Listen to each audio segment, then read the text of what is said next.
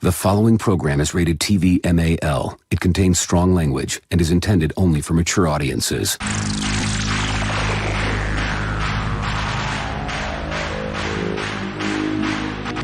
TBS, America's #1 independent television network, presents the following sports exclusive. You're listening to Basically a Sports Show. Follow us on Twitter at Basically Sports. Subscribe to our podcast on iTunes. And check out every episode of the show at basicallysports.tumblr.com. Now here's your hosts, Zach, Greg, Mike. and this is Andy, and you're listening to Basically a Sports Show.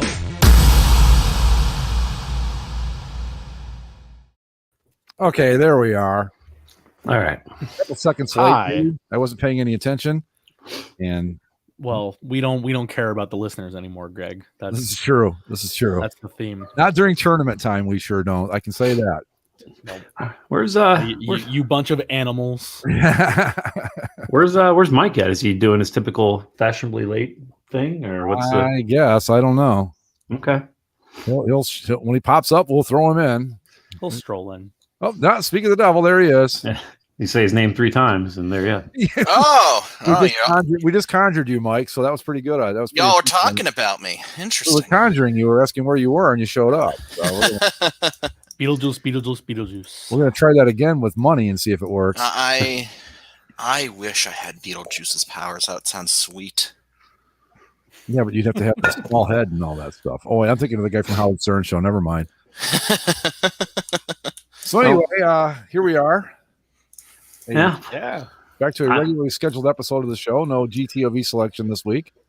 No, we will have GTOV results at some point later. Yes. But We will speaking, roundly admonish you people out there. Oh boy, are we ever. well, I just wanted to say at this point, I think it's all deliberate. I think we are actively in a state of war with our own listeners, and I think they're coordinating. I think that's the only explanation. Can you blame him? No, I don't. I don't blame them at all. I welcome the challenge. If I were on the other side, I would be leading the charge to take this thing down. I would say, let's rally and go get these assholes. That's what I would do. Well, before we get into that, do you guys want to talk about the inspiration for the GTOV March Madness and how apparently shit just don't matter anymore? Well, I know. Poor Andy. You had some thoughts on Saturday morning. Yeah. I wasn't really paying attention. I didn't realize they were even playing the game that early, and I go onto Twitter and on Facebook and on wherever I follow Andy. Yeah. And sure enough, some lambasting of the Fighting Illini. They were a all over 1 social seed, weren't media. they? Yep. They were. Yeah. The number 2 overall seed going into the tournament.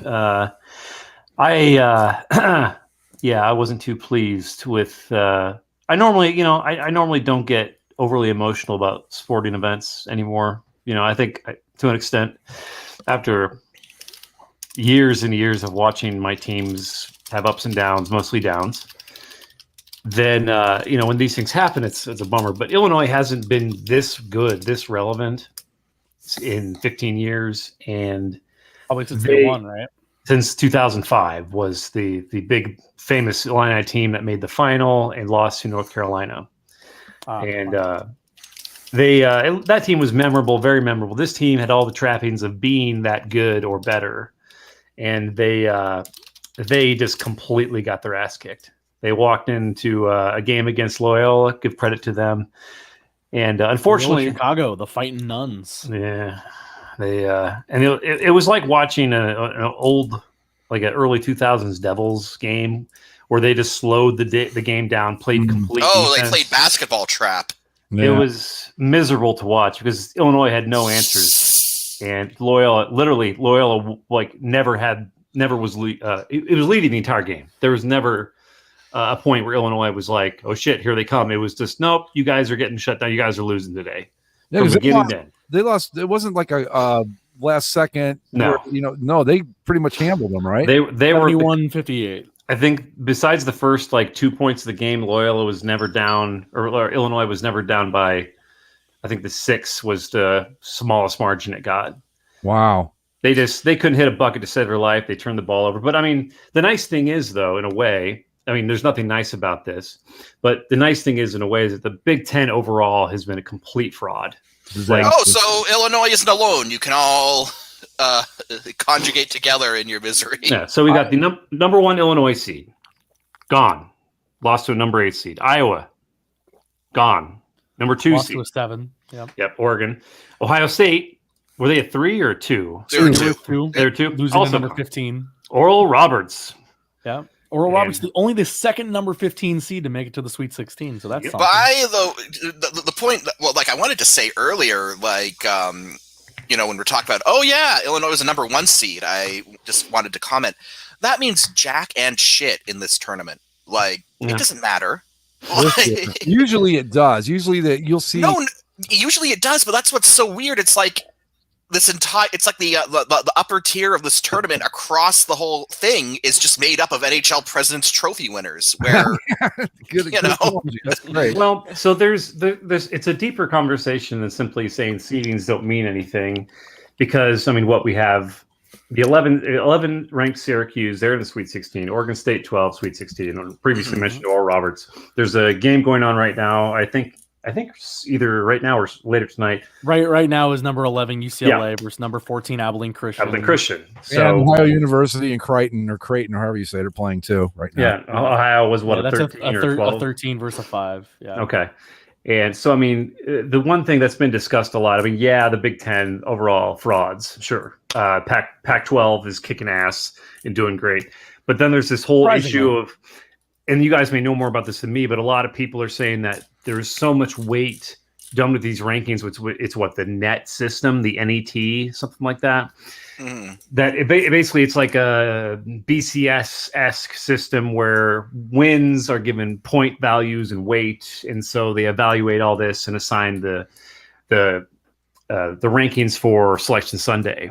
And so now when you have this kind of stuff happen where there's a lot of, fair amount of chaos, it's almost like, well, are these really upsets, or were these teams just overrated to begin with and misevaluated by the system? I mean, it sounds like the system, if this is anything like the BCS, then it is flawed on some level. The BCS was notorious for bad championship matchups. So, I understand that in college sports, basketball in particular, like, you've got what's it 68 team tournament, you've got to find a way to rank 68 teams, and often straight win-loss records aren't going to be enough, but then they rarely have opponents in common from the regular season. So what do you do? So I understand that there needs to be some ranking system, but obviously the system that they're using, I don't want to jump, because this could just be a funky year, but those happen. Yeah, it happens. And what happens in those funky years is we end up with a Final Four that's a 1, a 1, a 2, and a 4. And it's actually not that big of a crazy thing. Yeah, because eventually, chances are these lower ranked seeds are going to fall off as we go. Every once in a while, didn't Florida Gulf Coast University make the Elite Eight? Or yeah. And then I will always remember the George Mason year that they made it to the Final Four. Right? Didn't DCU make the Final Four too? That's how Shaka Smart ended up getting his job. Yeah. So it's a little bit of everything. The teams. I think I've never fallen for the Big Ten. I remember this from back when I was still in college, when the tournament had just become 64 teams, and all these Big Ten teams would get in, and I think that they're not this good. And it's just a common thing with the Big Ten. Yeah, but the NCAA tournament when you were in college, Greg, had to be stopped on account of the American Revolution. Wow. Okay, that's funny. So just looking here, I'm looking back at the last 3 tournaments, and obviously there was none last year, but in the 2019 tournament, there was number 12 Murray State made a run to the Elite Eight. That was as far as they got. In 2017, there was 11 ranked USC. That was the lowest seed to make it to the Elite Eight, but they didn't get any further. And then 2018, we had Loyola, who made it to the Final Four, as well as the 9th ranked Kansas State team. But then in the Elite Eight, there was a 16 UMBC. There was a 13 seed Buffalo. So, I would say 2018 was definitely chaotic, but I don't know. I feel like there is some of these programs like Loyola who's suddenly becoming like their like on brand thing is to make a weird late season run in these tournaments. Yep. So do you factor that in to like your ranking subsequently to where it's like, oh, well, we can't give this program lower than like a 6 because clearly they make a push every year in this once they get into the tournament. So yeah, I mean it's the Boise State football effect, right? Where like you're a mid-major until you keep winning enough games to be like, oh well, no, you're a normal. Has school. an obnoxious fan ruined their likability too yet, or are we? Look at Gonzaga. I mean, they were darlings back in the early 2000s. It was like, oh, Gonzaga, you know, they're good. Now they're the number one team. Now they've beaten, and Gonzaga was the number one team wire to wire this season so far. And I mean, hell, you mentioned VCU. They're now like a staple. Butler was the darling, and now they're. I mean, they didn't make this year's tournament, but they were. Remember, didn't they make the final like 2 years in a row? They made the final and were like one shot away from Duke. Yeah, it was a really dramatic loss. That was rough. The upsets. I mean, we always get at least one team every year. More often than not, I won't say always, but more often than not, we get one team every year that goes on this amazing run and makes it to the Sweet 16, or maybe they get to the Elite 8. This year, it just seems like if you were like a high seed, you might have wanted to hope that COVID took out your opponent, because other than that, you were losing. Yeah. I mean, I think it was two that we had the 2-15 to start everything off with Ohio State losing to Oral Roberts, and then Purdue was a 4 seed and went down to North Texas. Yeah. And Ohio beating Virginia. Yeah. And Abilene Christian beating Texas is a 14. Right. I mean, I love it. I think the more chaos, the better. Part of it, too, is that the talent pool is spread out a lot more. Not evenly, but there's more of it to go around in college basketball now. And it's just a lot easier. Like, I think if you did a 64-team football tournament, you'd never see a 15 knock off a 2. There's no way in hell that, I don't know, who would be like the bottom, that level college football team picking on like an Alabama or LSU or something. I don't think you'd ever see it. Maybe once every 100 years, but basketball, it's just easier to do.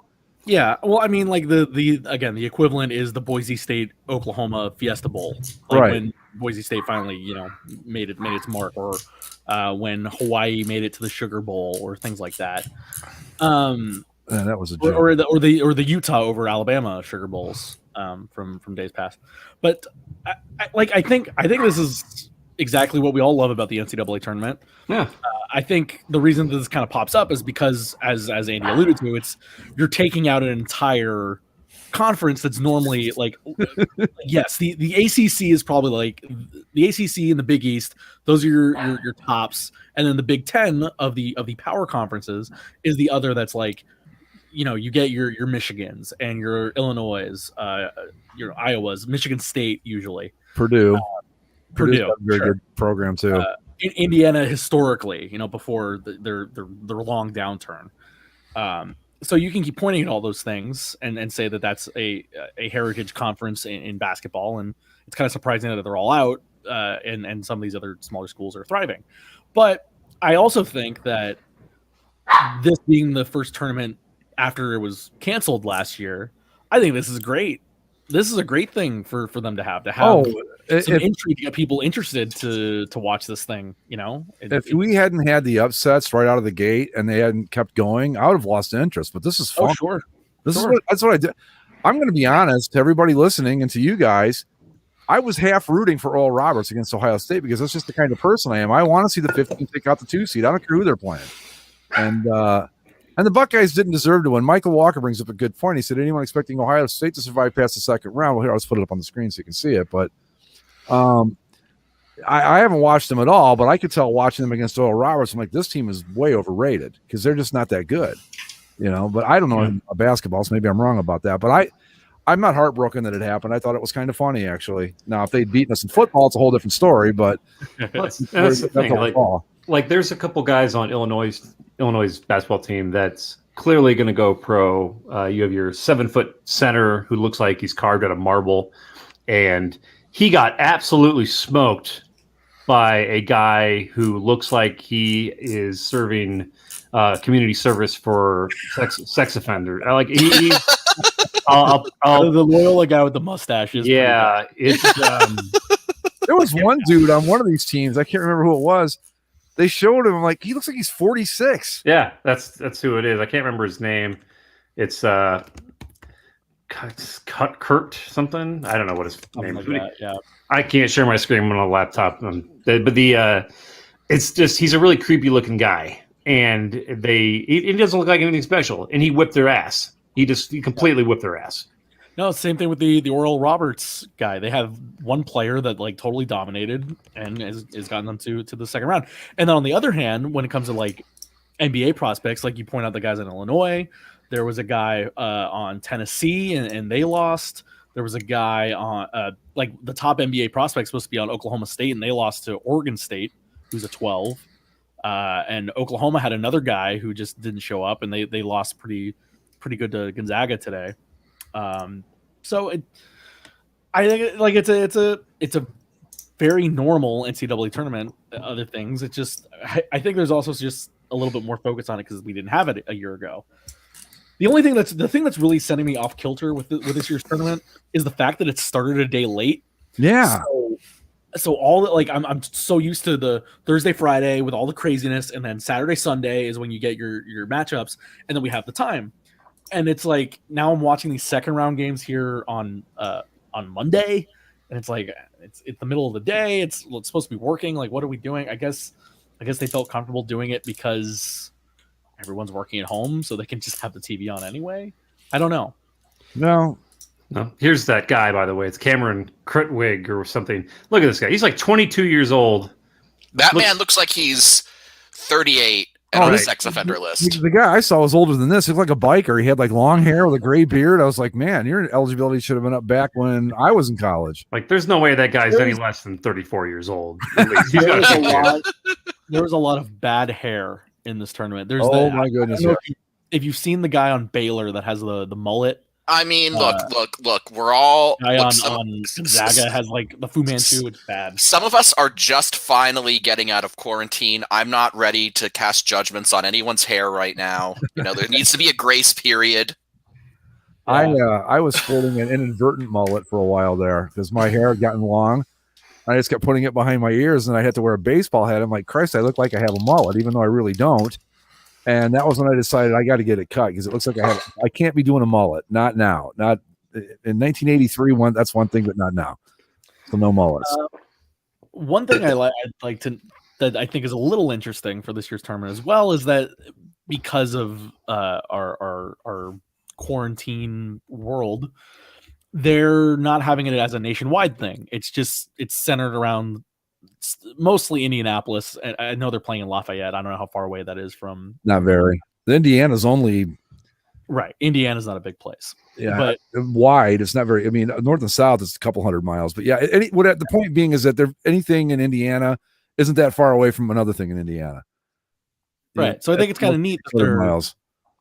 That it's basically like a regional host, and you can kind of create some sort of atmosphere, like a little frenzy of like, hey, we're building up in this one place toward the tournament. It's different when it's a nationwide frenzy, like it can be, where you're playing games in Buffalo, like a game in San Antonio, and another one's in Syracuse, and another one's in Miami. I kind of like this, actually. Maybe like if you had San Antonio, you would have satellite places like in Houston and whatever. But I really do like this format, and it's just been a fun tournament. And I think, like you said, Zach, because we didn't have one last year, the attention was really on this one, and then it delivered with all the stuff that the people that don't know anything about college basketball but watch this love is watching the big guys get beat by the little guys. And that's why we mentioned Gonzaga, and they've been the number one team, so it's not like they'd be some sort of like upset if they won or anything, but Gonzaga always finds its way to not win, right? Yeah. Even when they finally became powerful Gonzaga and they were, a 2-seed or a 1-seed or whatever, I will always remember Adam Morrison crying against UCLA, for example. I think with all these bigger teams kind of going down, Baylor's still the other big dog out there, really. and Michigan's the number one still alive. They're playing LSU right now. Yeah. But I think maybe this is the time for Gonzaga to finally, like in a tournament where you have all these upsets and Cinderellas, and maybe the ultimate Cinderella story of Gonzaga can finally, get its belt. Be our first undefeated national champion since 1976. Wow. Bobby Knight and the Indiana Hoosiers. I will say that the cyclical commentary about the Hoosiers and the because they filmed, isn't that where they filmed the Hoosiers movie or something relevant to Hoosiers? I feel took place. I think they filmed it at Butler, right? Like the gym there, the field house or whatever. I think for the championship stuff, that's where it was. Yeah, they actually filmed it in some podunk out in the middle of nowhere schools for the regionals and the regular season games and all that. But I think Butler was where they played the championship. Yeah. Yeah, because I mean, if you've ever seen the arena, I thought it was kind of great during the early games yesterday where some sun was actually shining on the court because they had these big windows at one end of it. It's kind of a neat little arena, but yeah. Yeah, I do like the format of it like this. I know that it won't last because there's too much money involved, but this has been cool. It's been very fun this way. Have you? They won't not have like the regionals at a football stadium like they always want to. Like they want it. I know, like out here in LA with the brand new Rams stadium, they want it there. That's kind of the point you build these things now, is to host Super Bowls and Final Fours and college championship games and all the like. Well, the local economy. Yeah. Sorry, go ahead. When the world was still a thing a couple of years ago, I know that we had the MAC tournament at the Q, and then a couple weeks, was it a week later? We had, so I forget, but there was if you wanted to go see college basketball in Cleveland, there was a ton of really good stuff to go see. Yep. That's kind of nice to have it when it's close by. And I know when I lived in Syracuse, it seemed like we had a regional game up there every other year. I will say that I really do like the look of seeing basketball played in basically a mega stadium. Like, I don't know, it's just wild to me because you got a basketball court. Yeah. Smaller than a hockey rink. That's how your Raptors started out, right? When they were kind of. They were in Skydome, but it was only a corner of it. Yeah, right. My first ever NBA game, the only two NBA games I've ever been to were at the old Silverdome in Pontiac, and that place held 80,000 for football, and then so they just kind of hung up some big blue curtains and made a little. I don't even know how to describe it, and that's how they did it. If you look up Toronto Raptors games from the Skydome, the pictures are pretty great. But don't they also? Oh, go ahead. Syracuse at the Carrier Dome when they had really big games. I've been to a lot of games there. Yeah. Some people were buying tickets at the opposite end zone from the court because they played in a corner of the Carrier Dome, and it's like, why even bother? What are you gonna see from way the hell over there? Nothing. I've sat. I know exactly. I never sat there for a game. I know what you're talking about, and you can see it kinda. Maybe they're watching the big screen and they just want to be in there for the ambiance or something. I don't know, but I don't know. Like, I figure if you're that far away, like, do what Headley Lamar should have done, right? Like, spend $700 on a really kick-ass TV, pocket the rest, and just tell everyone you went. Well, I don't know about you guys. I don't know how much basketball you've been to, but I was fortunate when I was working in media back then that when I would go to a Syracuse game, I got to sit courtside. And it was really cool to be that up close. But I got to tell you, man, it really demystifies basketball. Like, basketball is better seen on television. I really believe that. I was actually just at a basketball game this past Friday. Yeah, what did you think? Did it seem the same as a televised one? Because with the televised one, you get the squeaky shoes, you get the mics are on the nets, they're on the floor. You get the ball. It's not the same. I admit I liked it. I'm not saying I didn't like it. I just said it demystified it for me. I could see the whole demystification aspect, but I thought it was cool. It's the first Raptors game I had been to in forever. There is something surreal about watching a Toronto Raptors home game in Tampa. That was hilarious. They're going to down there in the winter so much they're not going to want to go back. Well, it's funny because like the floor still says Scotiabank Arena. Oh, right, because they just stripped it down. Yeah, and all of the ads along all the ads, are Canadian ads because they're showing this on TV in Canada, and all the Raptors, ad partners, they still want to be featured. So, the people I were with, they were asking me like, "What's that?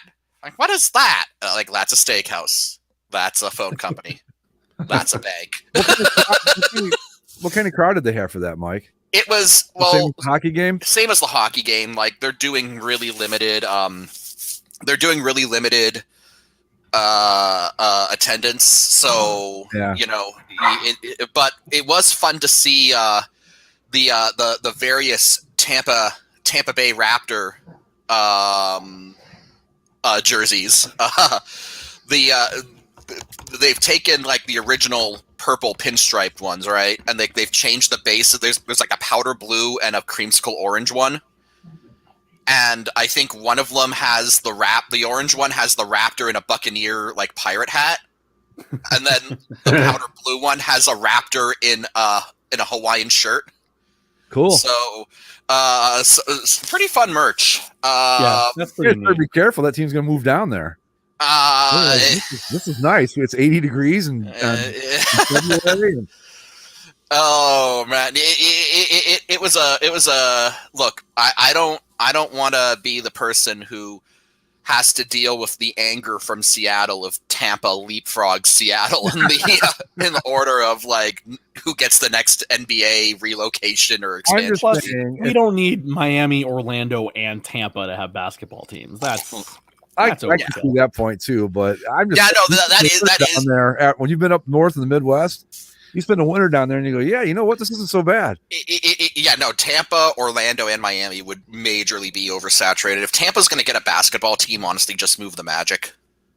I'm sure now that this has gone through, if the Magic ever need a new arena or something, there's your leverage right there. Yeah, right. Although I have been to the Magic's new arena, and it's actually nicer than Tampa's. So I don't think that's going to happen. I went to a college at St. Pete Times. I don't know what they're calling it now, but that's what it was called. Amalie Arena is what they're calling it now. But I went to it for college basketball. Oh God, Jesus, this was 18 years ago now that I think about it. It was in 2003, so maybe it's not as nice as it used to be. It's it's Amalie Arena now. It's actually quite nice.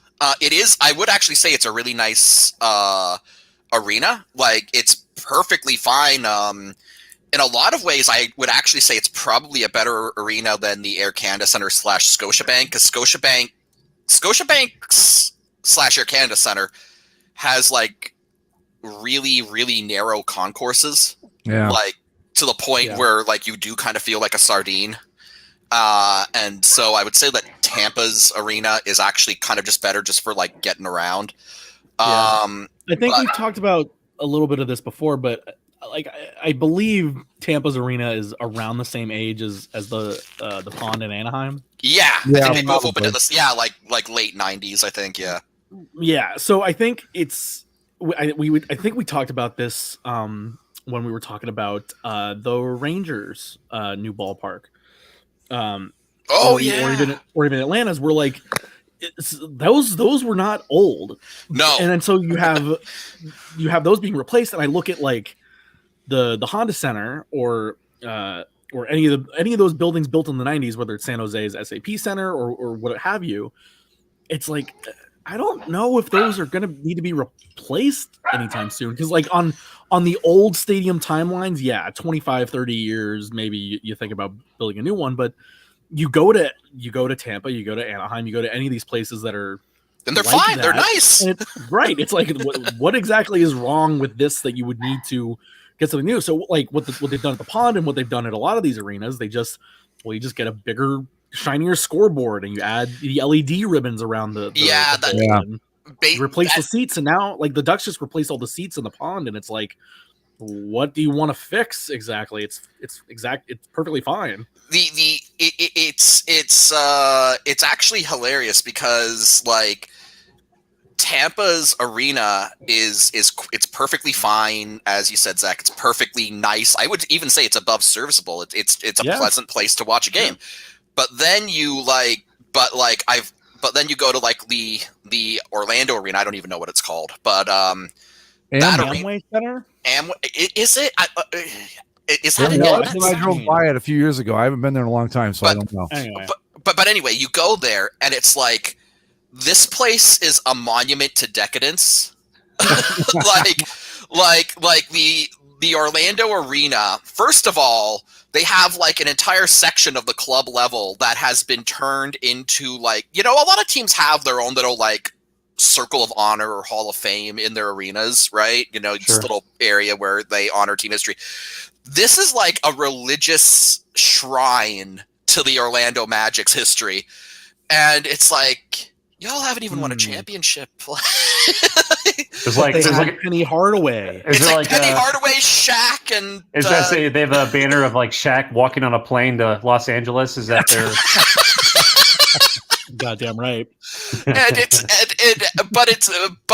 then you go, and then there's like 3 separate 5-star like Michelin rated restaurants in it, and it's like this is like a decadently nice arena, and it's in goddamn Orlando, which blows my mind.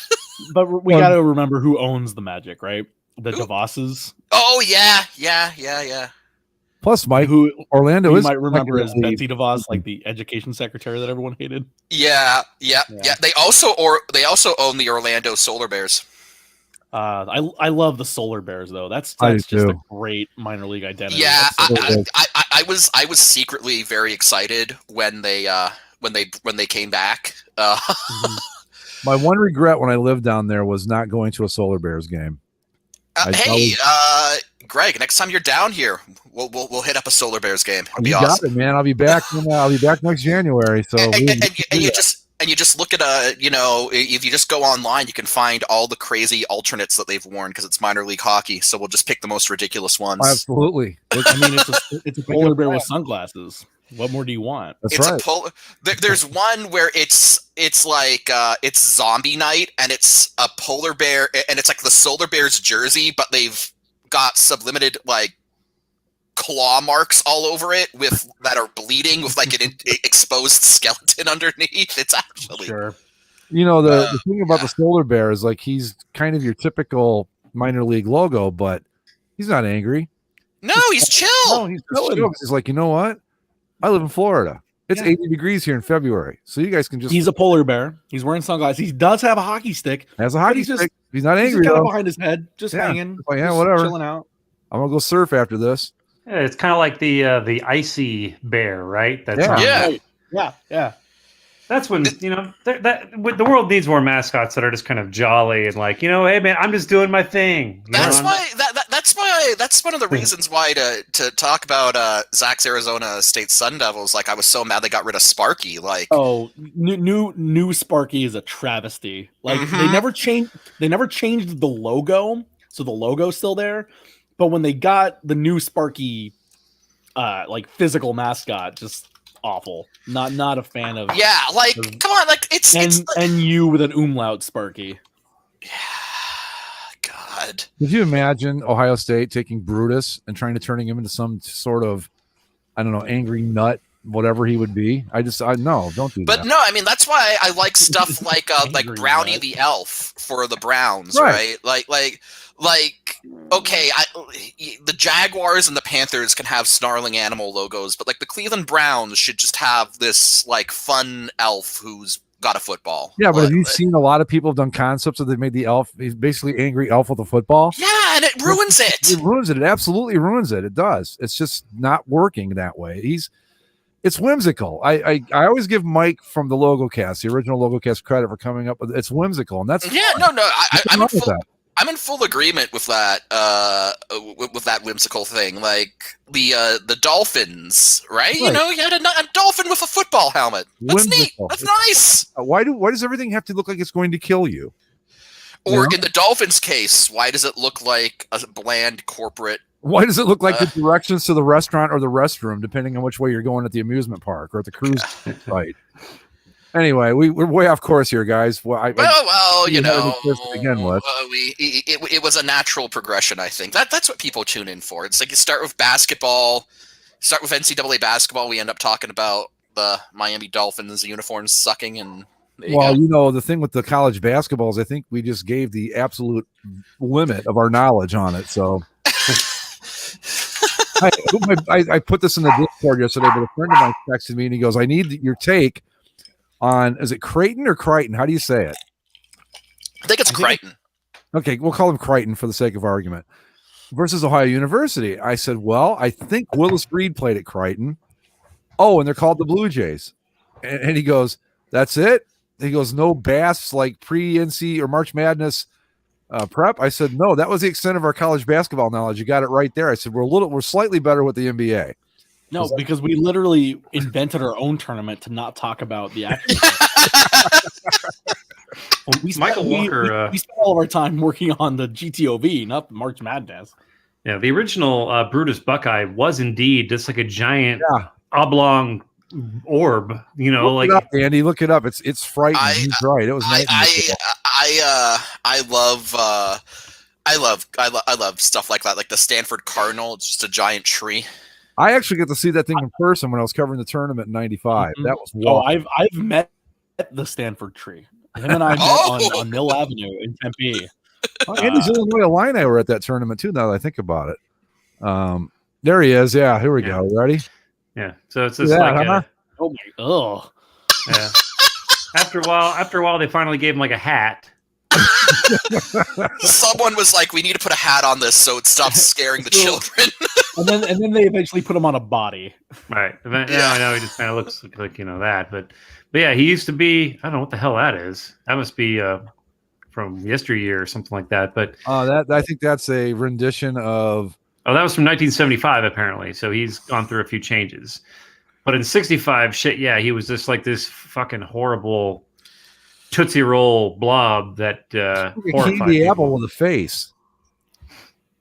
Yeah, not great. No, but yeah. So we're Greg, I have to ask, how mad are we going to be on the GTOV? Yeah, how mad should I? Where should I put my anger? Well, I'll tell you what, if you guys want to go on, we'll go on and do the results from the first round here. We've got a little transitional thing we'd like to play first, and we'll get to it and find out because I'm not really sure. I haven't checked the scores, so we could be okay. We could be happy. But here we go.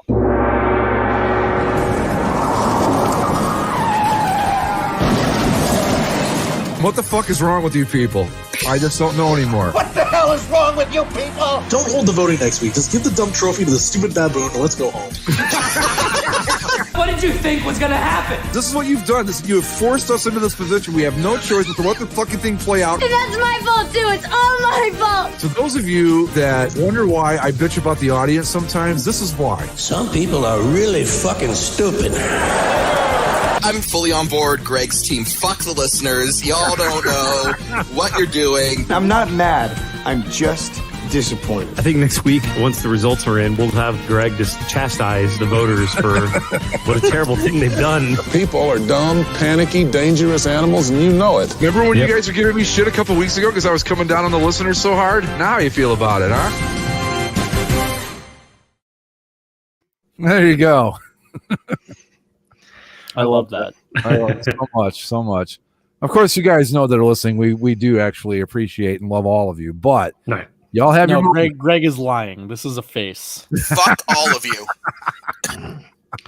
I'll withhold my disgust until the results are read for. Well, let me get it set up here, and we will do the scores really quick from round one of the glorious tournament of victory. Here we go. Oh, by the way, just so we're clear on this.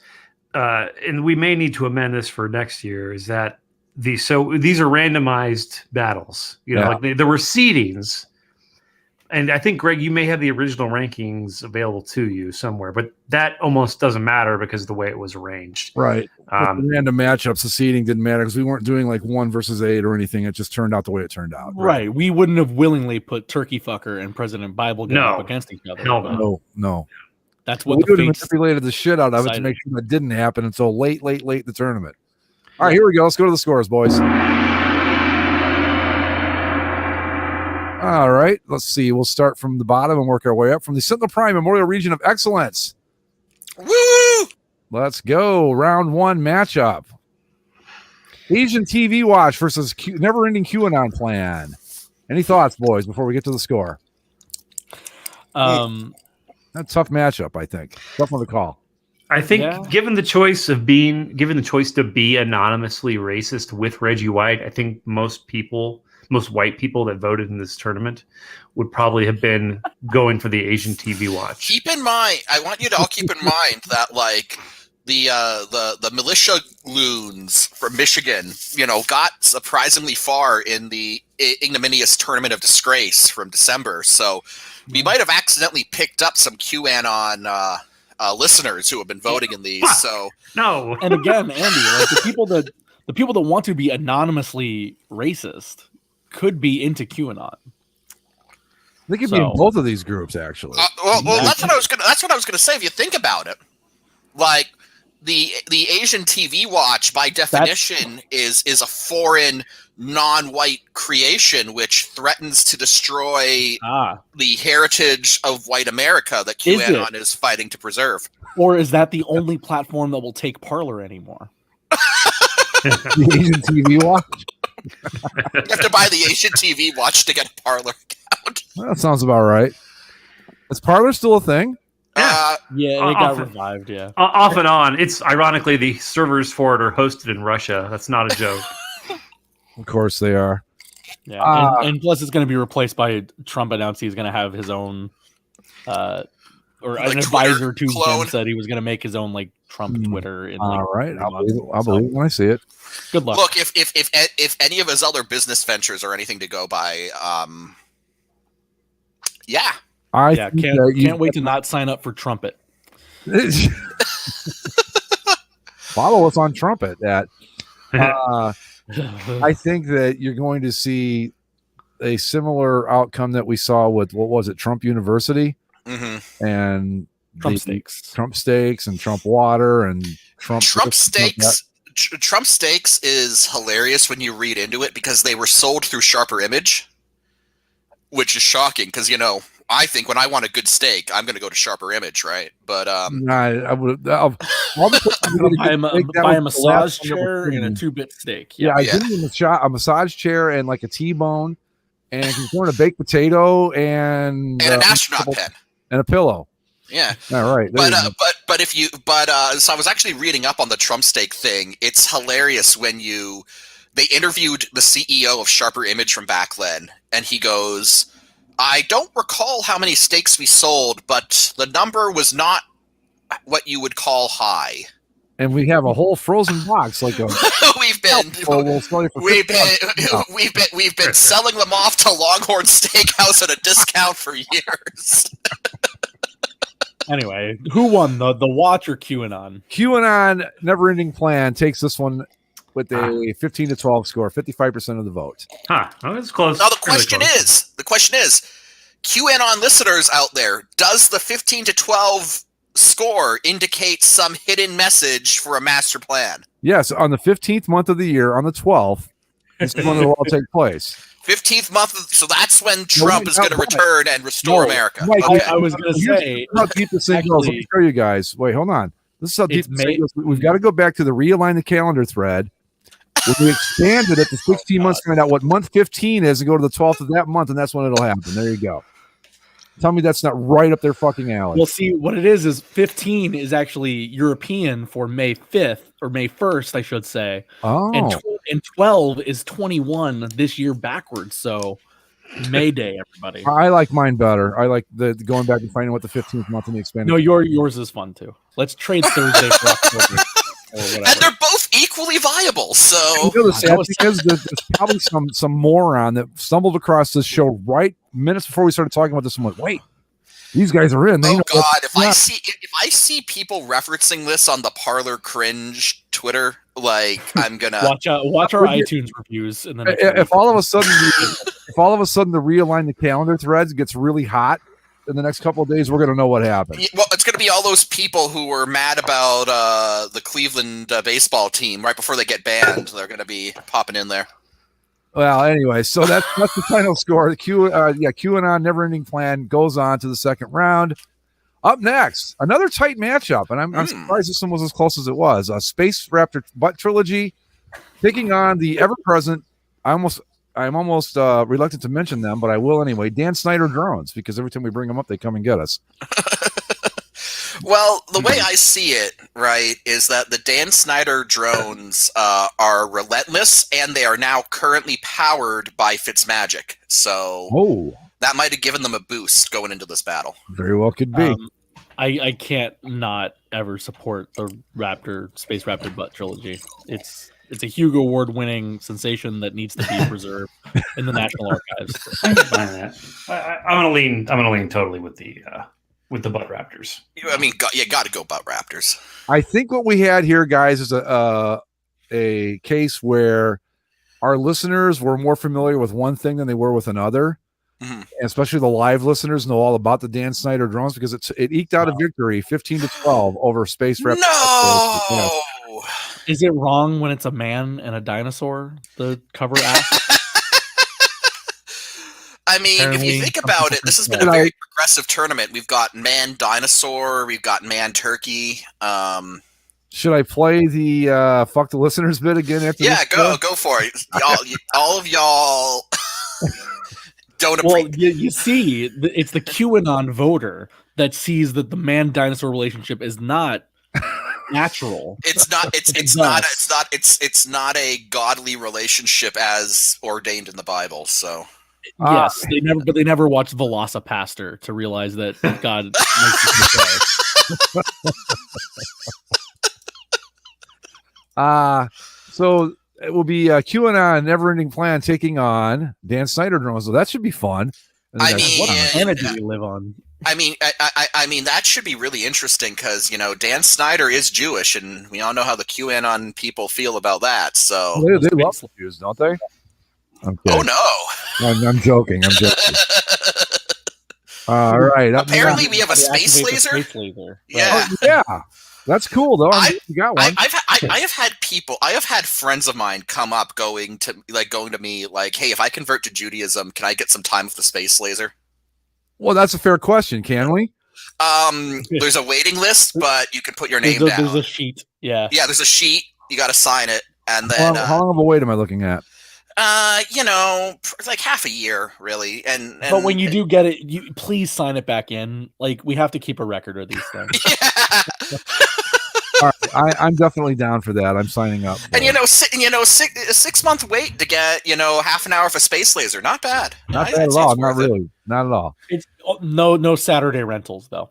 No. It actually you can't log on during Saturday. So yeah. Okay, moving along.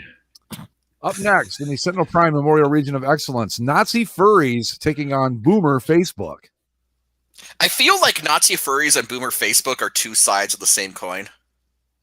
Well, they are, but the again, furries, it's a more niche thing than Boomer Facebook. Everyone knows what a boomer is and what Facebook is, but Nazi furries, it's a bit more targeted.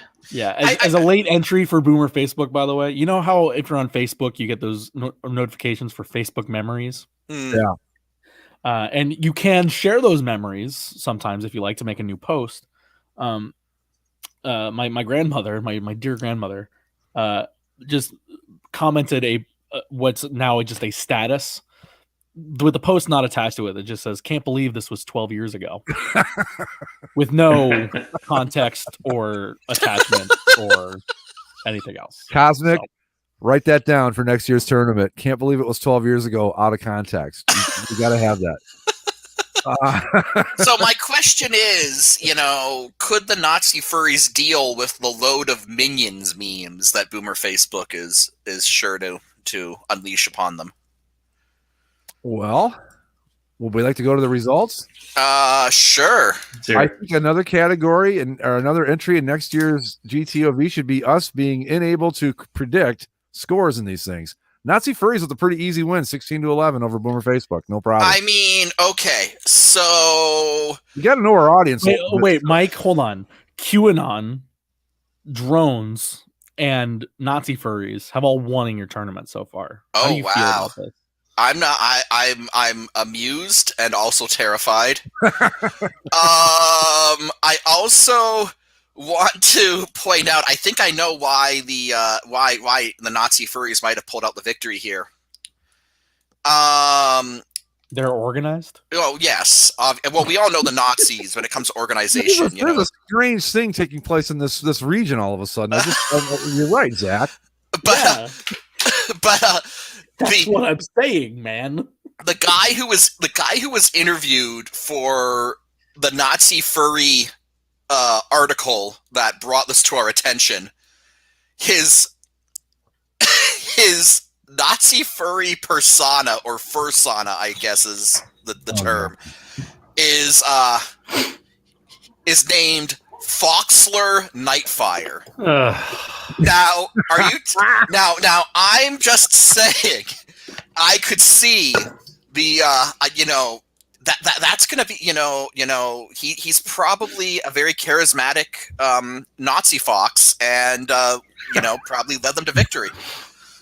Well, here's the thing, though. Like, it's not easy for furries to click or type or anything. Mm-hmm. So I'm really surprised they actually were willing to take off their gear to cast their votes. Plus, one arm is always up in the Seek Heil position, so that also limits their. I think they build little inserts into the costume so that you can just hold it without getting tired. Yeah, for sure. Okay, well, good for them. There you go. So Nazi Furries moves on, and I think what might just be the first time we've ever had a conspiracy region, but it sure is looking. Yeah. Okay, and finally, the Jared Fogle documentary. Was it Expired Meats, Mike? Yes, Expired Meats. Okay, taking on Thunder Bay Ram, which is finally something.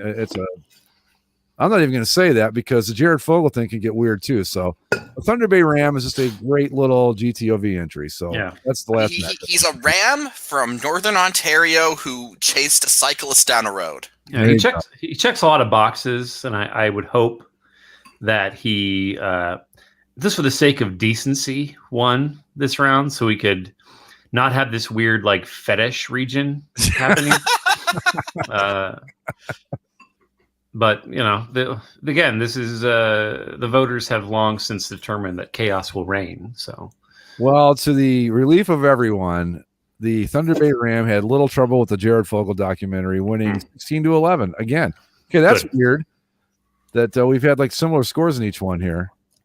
I mean, that would make sense. There's clearly a voting block going on. Yeah, in this region for sure. I'm curious to see. I'm curious to meet the people who voted for. Although I guess if you're voting for Nazi furries, then you'd vote for the Ram. There's some animal crossover, I suppose. Right, but your round 2 matchups out of this region will be QAnon, Endless Plan, taking on the Dan Snyder drones. That's going to be that's great.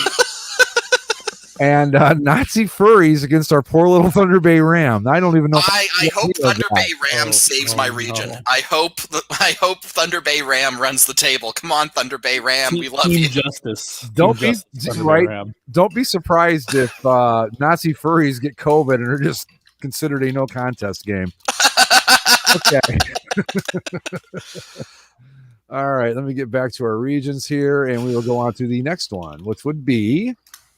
Looks like the goddamn Batman Memorial region is up next. Hey. I just want to point out before we go on, the Thunder Bay Ram's name is Ozzy. How can you not love that? Oh, come on, right? Yeah. I think the Ram will probably find its way out of your region. I hope, Mike, because I'm hoping. I'm hoping he pulls through. Like I said, if that calendar thread on the boards gets red hot all of a sudden, we're going to know something's up here. Okay. Up first in the goddamn Batman Memorial region, PC Chess Algorithm taking on Shrek Butt Toothpaste. Lowest common denominator here, the Shrek Butt Toothpaste. I'm pretty sure probably took this one in a, it was essentially an intellectual choice versus an unintellectual choice. And I imagine the unintellectual choice. That actually. You mentioned the weird shit going through in my tournament. Say people are voting in the rest of this thing, so this is true. I don't want to. After we get to that for a second, though, I just want to point out too. I don't know how the fuck you people did it, but Mike's region got 27 votes. All the other ones got 25. So one of you morons out there, someone flocked to Mike's region twice. Yeah, just to Mike's region. That's it. Didn't vote in anything else. Just that twice. So whatever. Curious. Curious. Throw another log on the conspiracy fire there.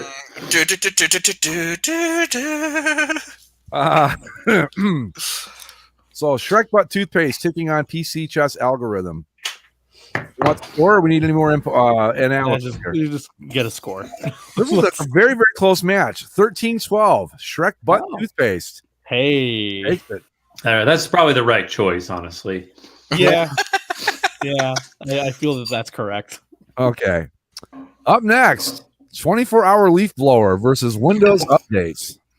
This is They're a good both matchup. annoying. Yeah, This is a solid matchup. It's kind of an argument of it's the real world, the physical world versus the digital world. I'm trying to imagine which I'd be more annoyed by, reading a book and hearing a leaf blower, or doing work on my computer and then being told I'm restarting and there's nothing I can do about it. Well, what if the leaf blower was going outside while you were waiting for a 4-hour update? Then I would have to leave the house, or else I'd punch a hole in the wall. Yeah. I mean, the benefit of the or the Windows update is that it is silent. So I mean, you could, at the very least, or at the very worst, you're inconvenienced for a little while. Whereas the leaf blower is like a torment that just never ends. You are, but you might also have to do it again tomorrow. So we'll see. Leaf blower for a day versus Windows updates. Who knows when? That's what you're looking at here. Yeah, it's really tough. I'm going to say it's going to be a toss up. I can't make a pick. This one was a close blow. Yeah, Windows update 18.7, no problem. Wow. Leaf blower. I think familiarity in that one probably got. I mean, yeah, if you've got a PC, everyone, it's a universal pain. So yeah. Next matchup: Sciatica versus Papa John's Racism Rehab. I think we're working on it. He's still working on it. Jesus. I feel like just for the sake of comedy, the Papa John Racism Rehab, I would hope would move on to the next round. But then again, he is a bigot, so it's if the voting block that showed up for Mike's region also voted in mine, I think I know where this is going. But it has to be Papa John's, right? Because his whole Day of Reckoning bullshit became a meme. So, and that was a weird. Have you guys seen that interview? He's sweating like disgusting flop sweat. He's a strange cat. I don't even know. He's holding back saying the N-word because he just physically can't do it.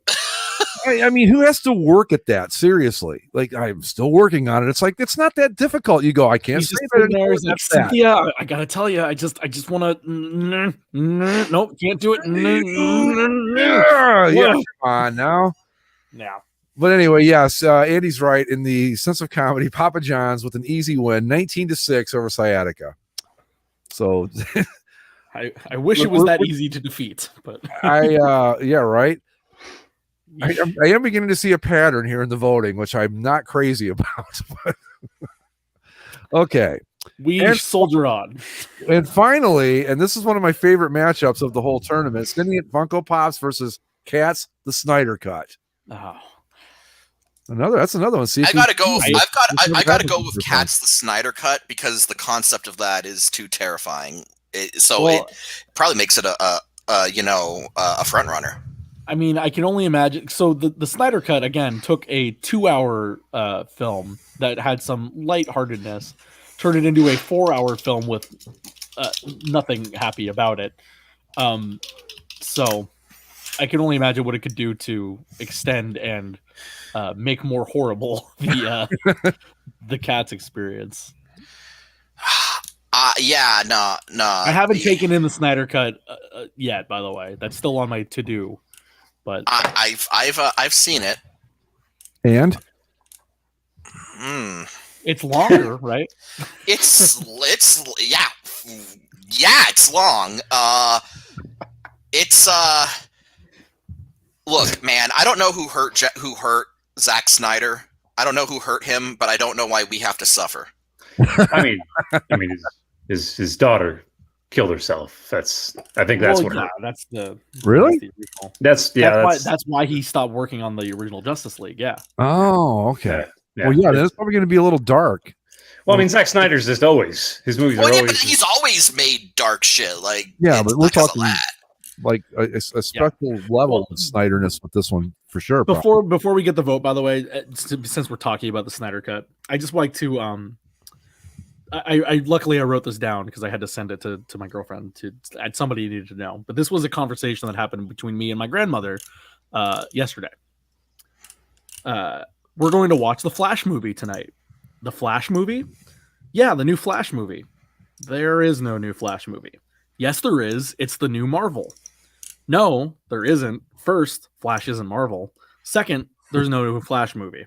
Yes, it's flat. It's the Flash and the Captain America. It's a new movie. I said, no, that's Falcon. Yeah, Falcon and the Captain America. Falcon and the Winter Soldier. Yeah, but it's 4 hours long. And I was like, oh.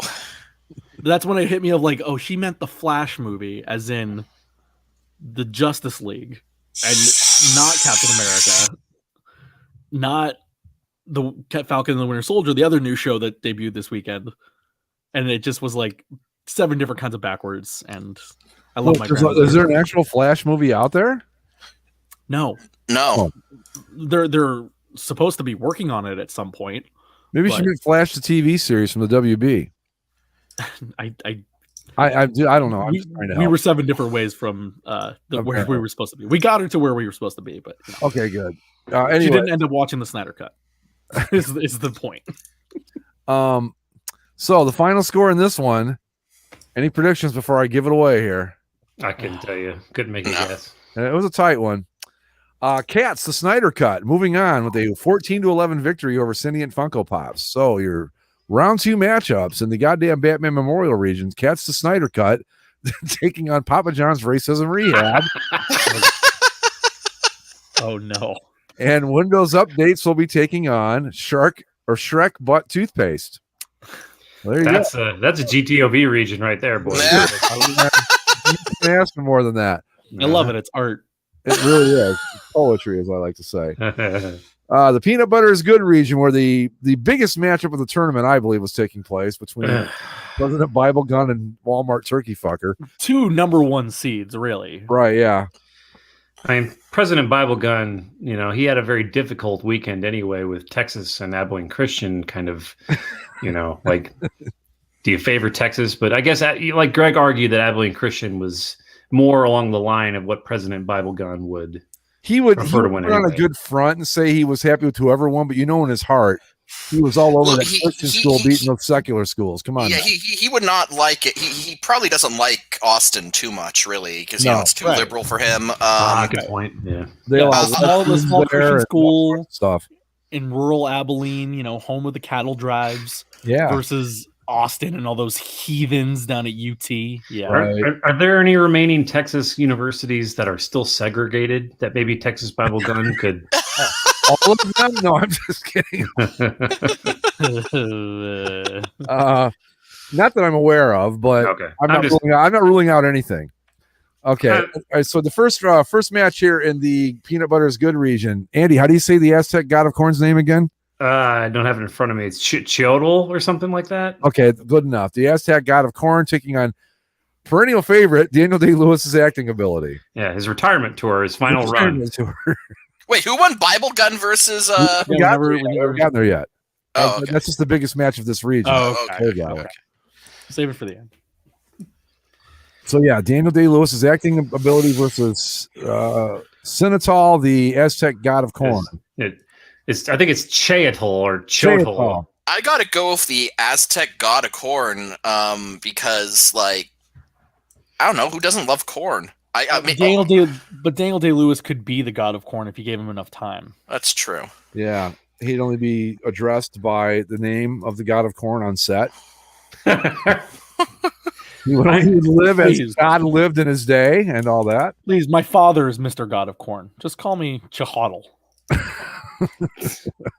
I'm guessing that Daniel Day-Lewis won because people were just like, get this fucked up, stupid God crap out of here and let me just have something familiar. That's going to be my guess. Anybody else?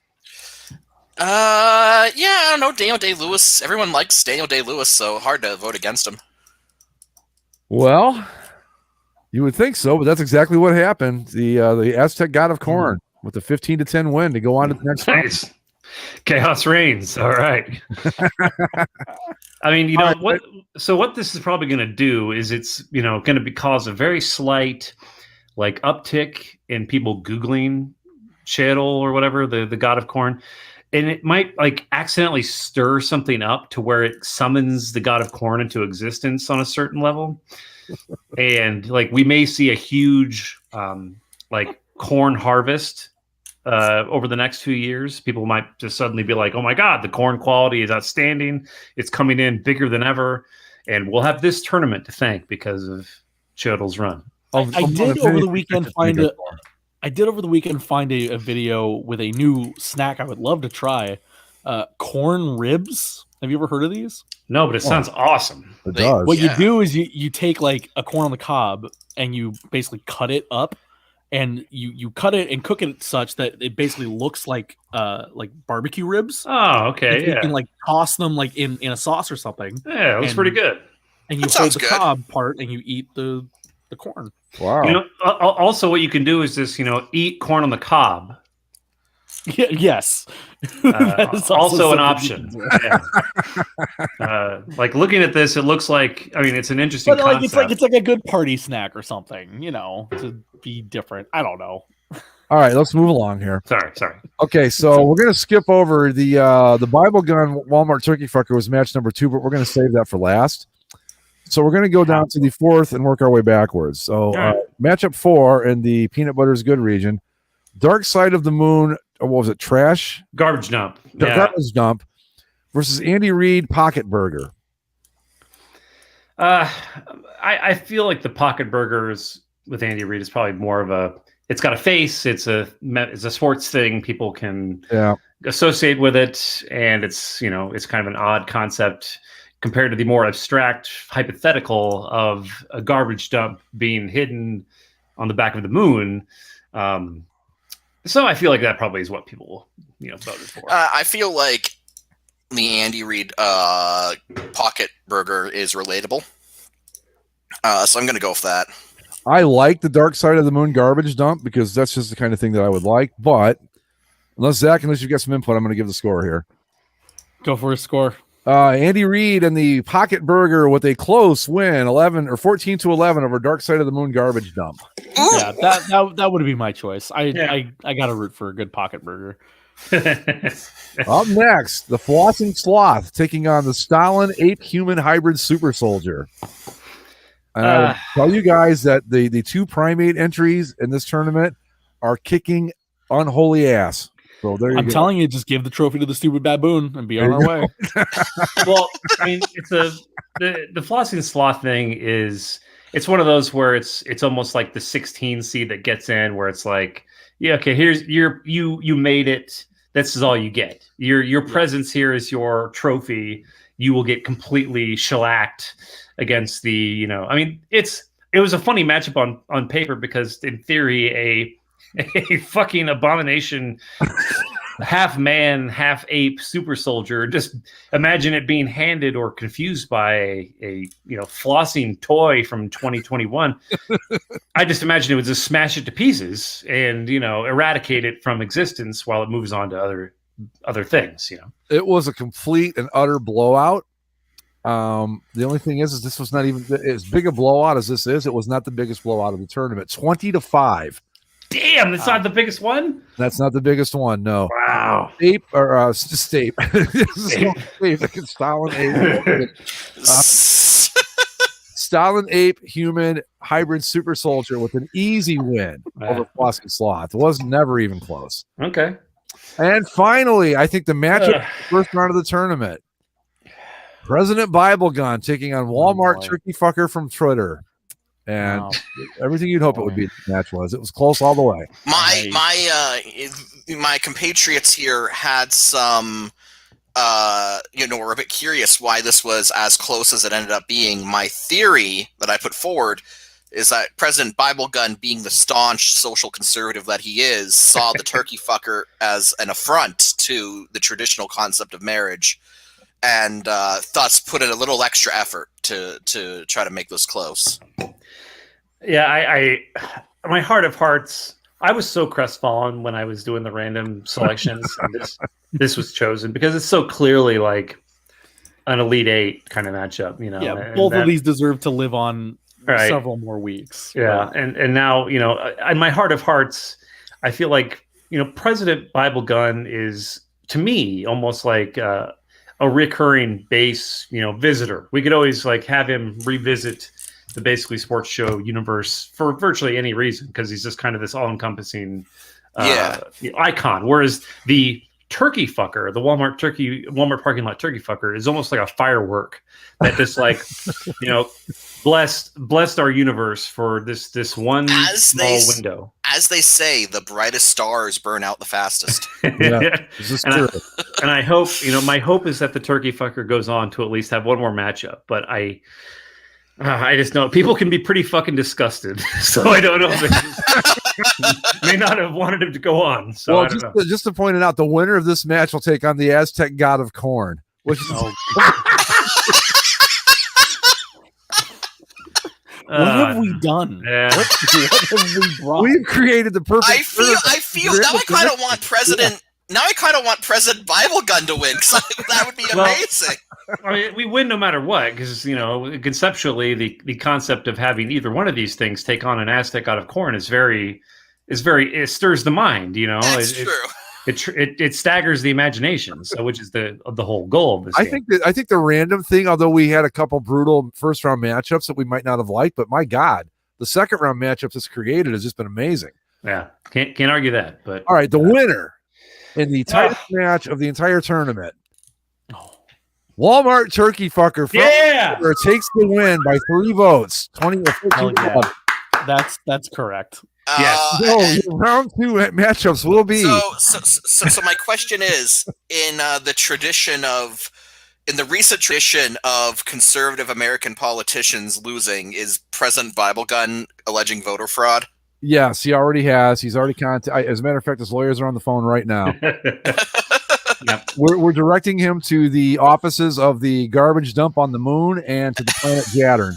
Yeah, there's already talk of secession happening. Yeah. So, yes. So your round 2 matchups in the peanut butter is good region. The Aztec god of corn taking on Walmart turkey fucker from Twitter, and the Stalin ape hybrid super soldier taking on Andy Reid with his pocket burger. Okay. And I think all these people are watching the stupid basketball tournament when they can have this. I don't understand. Okay, up next. Is that it? Oh, my region's the last Your one. region, yeah. Okay, here we go. What it means to be a Cleveland Brown. Yes, what it means to be a Cleveland Brown region. And first matchup, Estonian wife carrying taking on the legend of Cocaine Bear. Cocaine Bear.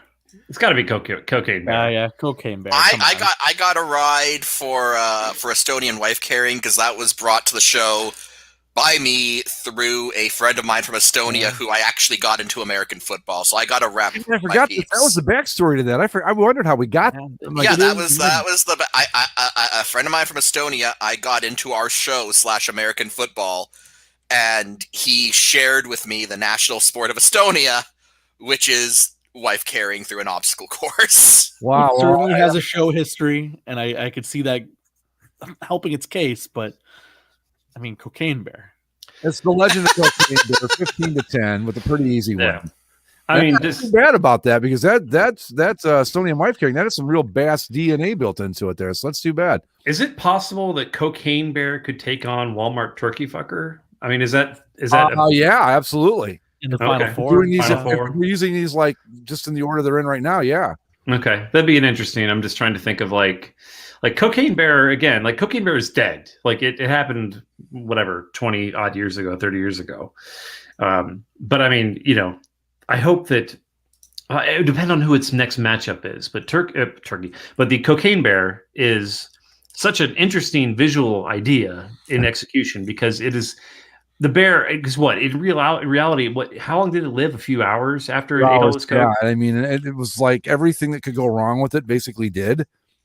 I mean, from my understanding was they were like this thing. It was like it had hemorrhaging, it had this, it had that. It's like wow, but Yeah, so Cocaine Bear could in fact play Walmart Turkey Fucker. Yes.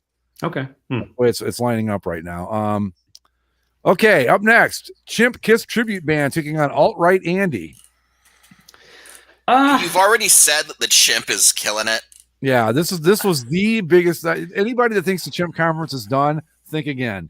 Which is a shame because I quite liked Alt-Right Andy as an entry. I think that not enough people understood what he was. I think they think we just made him up, and maybe if we could have played a sound clip or something, it might have helped. But yeah, Alt-Right Andy is kind of like President Bible Gun in that he's almost more interesting as a recurring show thing, Whereas like I think that again the Mighty Chimp Conference has always had such a just robust showing in every tournament that you knew was going to take at least one win. And I'm fine with my alt-right alter ego taking the fall. Okay, well, Chimp Kiss tribute band 23-2 over Alt-Right Andy. So the question is, Alt-Right Andy, who is to blame for your loss? Is it the Jews? It's Antifa. Yeah. Jews and Antifa. And right. Everybody else. Up next, the Kiss band is a false flag. Right. Up next, matchup number 3 in the what it means to be a Cleveland Brown region. John Dillerman and his super penis taking on 12-foot Davis. Another unfortunate first-round matchup, I think.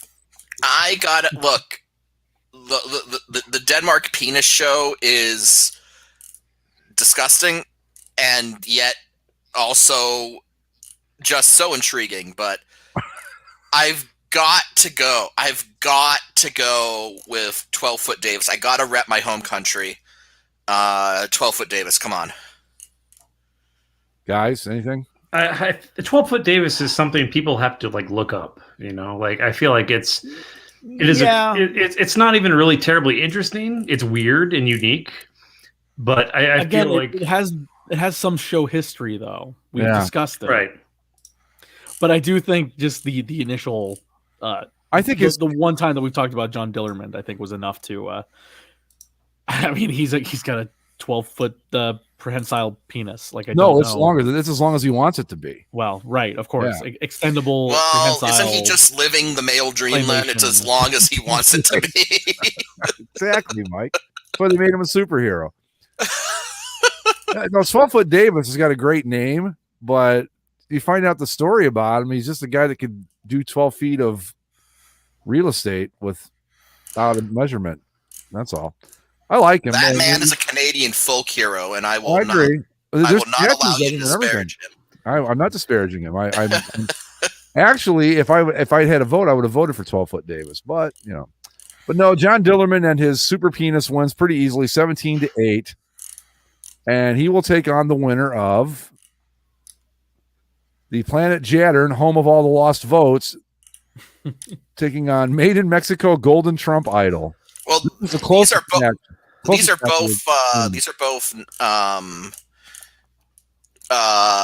2020 election related. So again, if Mike's voting block showed up, this is quite the matchup. Well, I feel like people just have Trump fatigue is my only thing, is as to why the Trump idol would lose. Sure. But then again, it also falls into the line of the KFC statue, these things have a history in the tournament. It depends on the voter's mood, really. Like I said, this was the closest match of the first round. 1 point difference. Wow. Well, do tell. Jattern. I am surprised because it was losing the last time I checked, but it has now won from the Irony is Ironic conference. Made in Mexico, Golden Trump Idol takes the win, 13-12. Interesting. Yeah. Interesting. Mike's voting block out there again. Well, so I mean, this is on weird finish. Wait and see how this thing goes. I guarantee it's going to be really messed up. But this is on brand though, because your brackets have a history of planets losing, whether they're real or conceptual. Yep. Yeah. At least it was close this time. Poor Jupiter got its ass handed to it. I think that's probably as mad as I've ever heard you when we've done this tournament was when fucking Fucking Saturn lost. A 16 seed took out Jupiter. Jupiter, rather, yeah. Yeah. Just like it was like some, I don't remember what it was, like some dumb ass wiping thing or something. I forget what it was. Was it Easy Wipe? Did the Easy Wipe was a couple years later. It was something similar though, like I don't know, like an electric hoe or something. Fuck, I don't remember what it was, but it was a really dumb entry. I'm sure some historian out there will go find it and tell us, but it was not cool, not cool at all. But anyway, so there you go. So in my region, the matchups will be the Legend of Cocaine Bear taking on the Chimp Kiss Tribute Band. And John Dillerman taking on Made in Mexico Golden Trump Idol. This ought to be good. And I believe that is it for the first round, right? I'm really looking forward to the next round. We got some really good matchups. I think this tournament is, while the entries aren't quite as grand as they usually are, this was really grabbed the spirit of the whole GTOV, I think. Sure. Really kind of going down that road. We're like, this is how it's just going to get more messed up from here, and which is the best thing about it, I think. Yeah. I feel like we also kind of like, at least for me, I think I set personally some really high standards for this tournament in particular. And just because just a combination of, being back to the show for this past, whatever, basically year. And just after, the pandemic, it's like, all right, cool. This tournament's coming up. It's a really fun thing to get ready for. And after we did the show, the entries show, the selection Monday, I wasn't disappointed. It was just kind of like okay, this was a little odd. But I mean, what could be more GTOV than that? And now as these results have poured in, it's almost like completely validated the entire fucking thing to be like, you chose chaos, sir. Like this is the way. So I'm very pleased with how things have gone. Well, we will get the round 2 matchups up on SurveyMonkey and ready to be voted upon. We should be able to do it all in one vote now, because you're only allowed to go up to, I think it's 16 or whatever. I think the first round is always over the number of free entries they're allowed to have, but from here on out, it'll be one straight vote, so that'll be nice. And we'll post the links and all that on Twitter, Facebook, and the boards and everything, and we'll get round 2 going. So with that, I believe we are done with round 1 of the Glorious Tournament of Victory. Are we?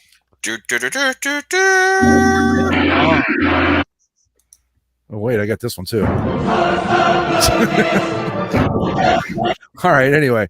So there you go. Round 1 of the GTOV in the books. Good round, I thought. Yeah. Lots of strangeness.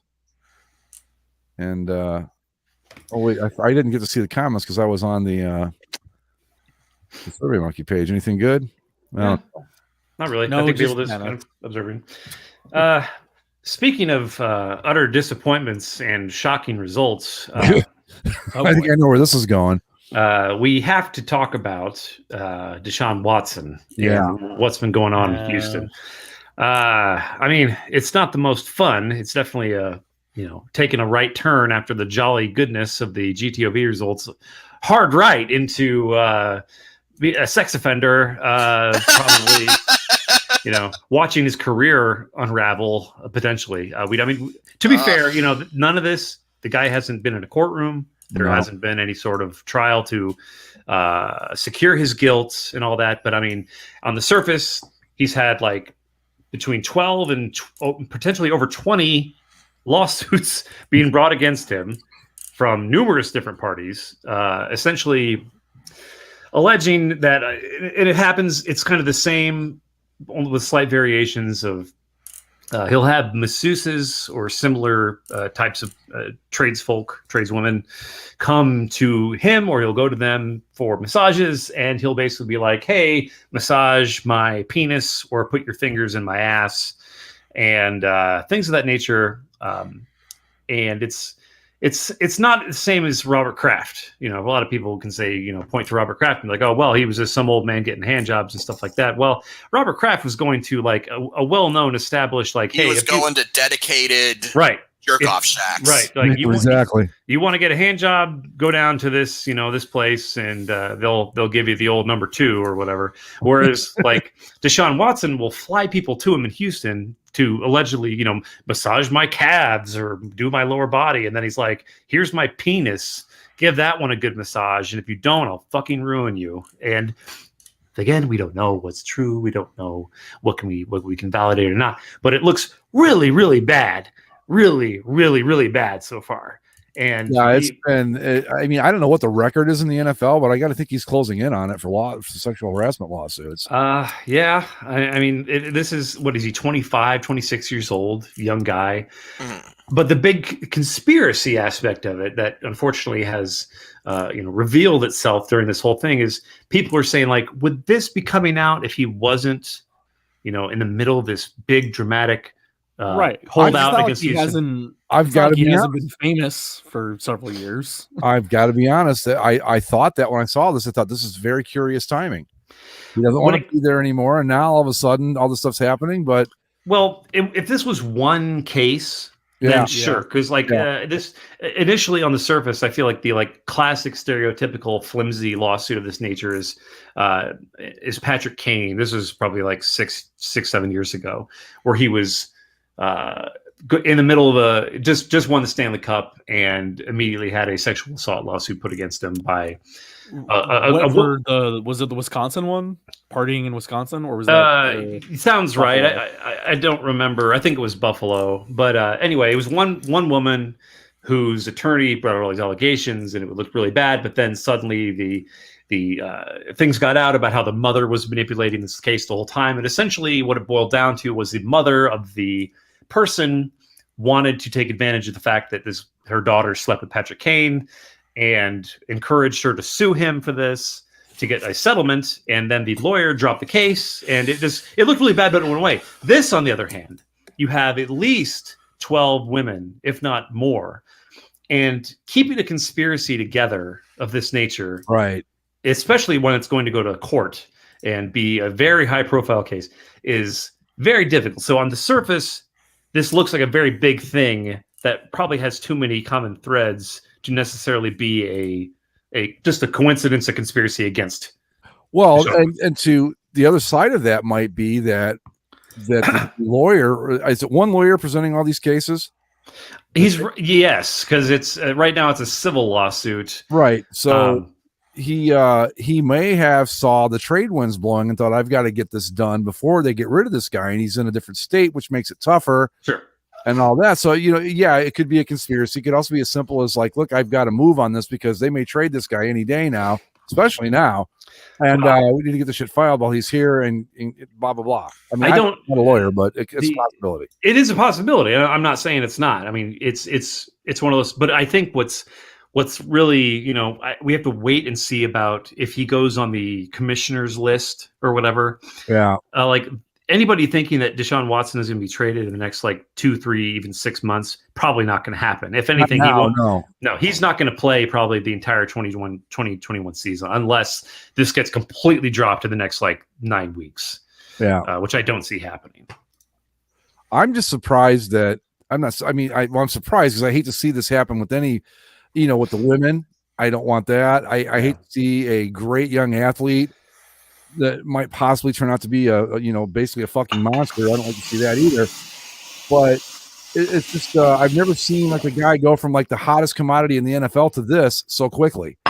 Where 2 weeks ago we're talking about this guy, and it's will you give up 5 first-round picks to get him? And now I don't let anybody give up 7th-round pick to take him with the things the way they stand. So your question becomes: does that benefit the Texans? Because he still doesn't want to be there. Well, I also have a question too, because he was rumored to go to so many different places a few weeks ago, right? Yeah. And then all of a sudden it's the Bears are going to go get Andy Dalton, and the Colts, they're going to go get Carson Wentz, and the Washington's going to sign Ryan Fitzpatrick. And it's, do you think that these teams got wind of this ahead of time, and that's why he hasn't been traded yet? Certainly possible. You're a journalist. Things kind of circulate in the pipeline before they come out. I mean, I don't have a timeline in front of me to say. I would imagine that because the first one came out probably, I don't know, 4 days ago, something like that. And obviously it was probably circulating for a few weeks before that. But I feel like Houston has come out rather publicly well before this was ever a thing, and essentially said, "Hey, we're not trading them." But I feel like even if they knew, let's say 6 weeks ago, they knew that these suits were coming, it would not benefit Houston to trade them anyway, because let's say they did make a trade with, I don't know, the Bears or something, and the Bears give up, every draft pick through 2039 to get Deshaun Watson, which they would. Yeah, which they stupidly would. But then, then suddenly it comes out like days after they make this huge league, breaking trade, that suddenly the guy's a sex offender and is probably going to go to prison. How do you defend? Could you go to the league and be like, void is shit? We bought damaged goods or whatever. It's just no. Well, because it would depend on if Houston knew. If Houston knew, then you could do that. But if they didn't know, then it'd be like, well, it would just be another notch in the Bears Bears belt of getting. We got our franchise quarterback, and he's a sex criminal. Here's my question to this, okay? And I think the NFL has probably already given us our answer numerous times over the years, but if it stays a civil suit and no criminal charges are filed, he's going to play, right? I mean, even if it's not for the Texans, somebody will pick him up eventually. But I think eventually. But then there's the circus aspect. Like, do you really want that sort of attention? Like, Ray Rice played again.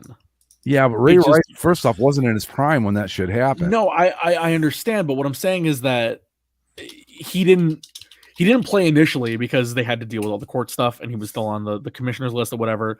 And eventually he was able to play. And yes, it was at the end of his career, and he only played a few games, and then he was done. But that's, again, I think with Deshaun Watson, it depends on what the results of the cases are, I think, ultimately. Well, let's say like a Kareem Hunt situation. Remember, he got in trouble with the Chiefs and they cut him. Yeah. And he was out for like a full season, I believe, and then he ended up in Cleveland. And now, he didn't get when Kareem Hunt's really good. Then I go, oh fuck, that's right. He was also the guy that like beat the shit out of a woman. Well, did he get convicted, or was it the one where, was it him or Tyreek Hill? Where I think it was Tyreek Hill. So I think I'm confusing them. Both guys on the Chiefs, where the woman who was his girlfriend or whatever took it back essentially. I don't know. It was actually fine. He slipped or whatever. I think that was Tyreek Hill. But the point is that this Watson, with all this hanging over his head and the trade stuff and all that, they're the Texans though. I mean, Christ, anything could happen. They could be like, oh, everything will be fine. We're gonna, because I saw we're gonna bring him closer to God. Well, no, I saw their thing and they're like, well, we can't make any statements until we get all the details. So that's classic NFL. Like, well, we're not going to bench him if that's what you're asking us.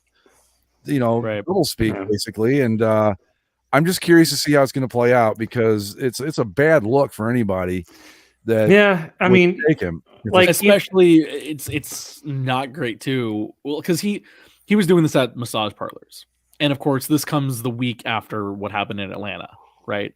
Yeah. Which was at massage parlors. Yeah. So they're clearly not the same thing, but it's like, it's not a great time to be in the news about massage parlors. Nah.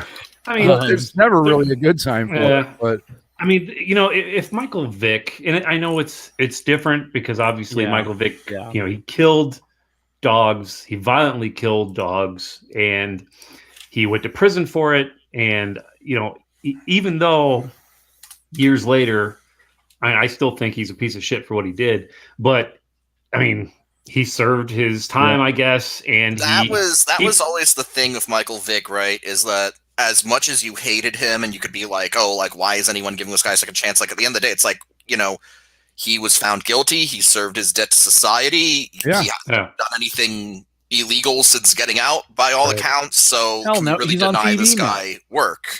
Right? If Mike Vick got rehabilitated to the point where he's on NFL pregame shows for Fox. Yeah, I mean, anybody that's ever listened to the show knows that I am as big an animal rescue advocate and advocate for animals as you're going to find. Yeah, and even I was like, look, what he did was heinous, but Yeah. Well, I mean, he did the prison time. He came out. He says he's reformed. He's working with the animal rescue groups and stuff now. What more do you want? Right. People should be allowed to change and grow. And you have, and again, it's not like he did like 2 weeks of community service or something. No. He went to fucking prison. He went to a hard time, man. Yeah. And so, I mean, but again, if Deshaun Watson in this case, he's a little, how old was Vic when that happened? He was a little older, wasn't he? He was closer to. I'm not sure. Something like that. I'm not sure. But I mean, he was probably a little after his prime, whereas Watson he's just entering his prime now. Like in the next 2 to 3 Vic years. was 28-year-old when he went to prison. So a little bit, basically at the peak of his, or when his he was released from prison at 28. Okay. Well, at the rate that Watson is going here, and Dennis points out here that too many victims are human beings, and this is in the Me Too, world of quote unquote cancel culture, stuff like that, and that's a much more difficult thing to apply to this situation. It's very frustrating because there's a lot of people who have mixed feelings about this whole deal. As far as I'm not gonna lie. Originally, I kind of had the same reaction Greg had, or it's like this is all coming out now. Like that's very suspicious timing. But ultimately, I think you're right, Andy. Like would I put it? I could totally see like the scumbag who runs the Houston Texans putting together one, maybe two fake witnesses to try to do something. But we're talking almost 20 women, right? So it's like the old, the guy gets beaten to death with the rake, and the police show him and go, "What happened?" Well, he fell on the rake. Like and the cop goes 33 times. Yeah, it was like that kind of thing. Yeah, it's like one or two. You go, this is curious, but with 13, and we're still going strong.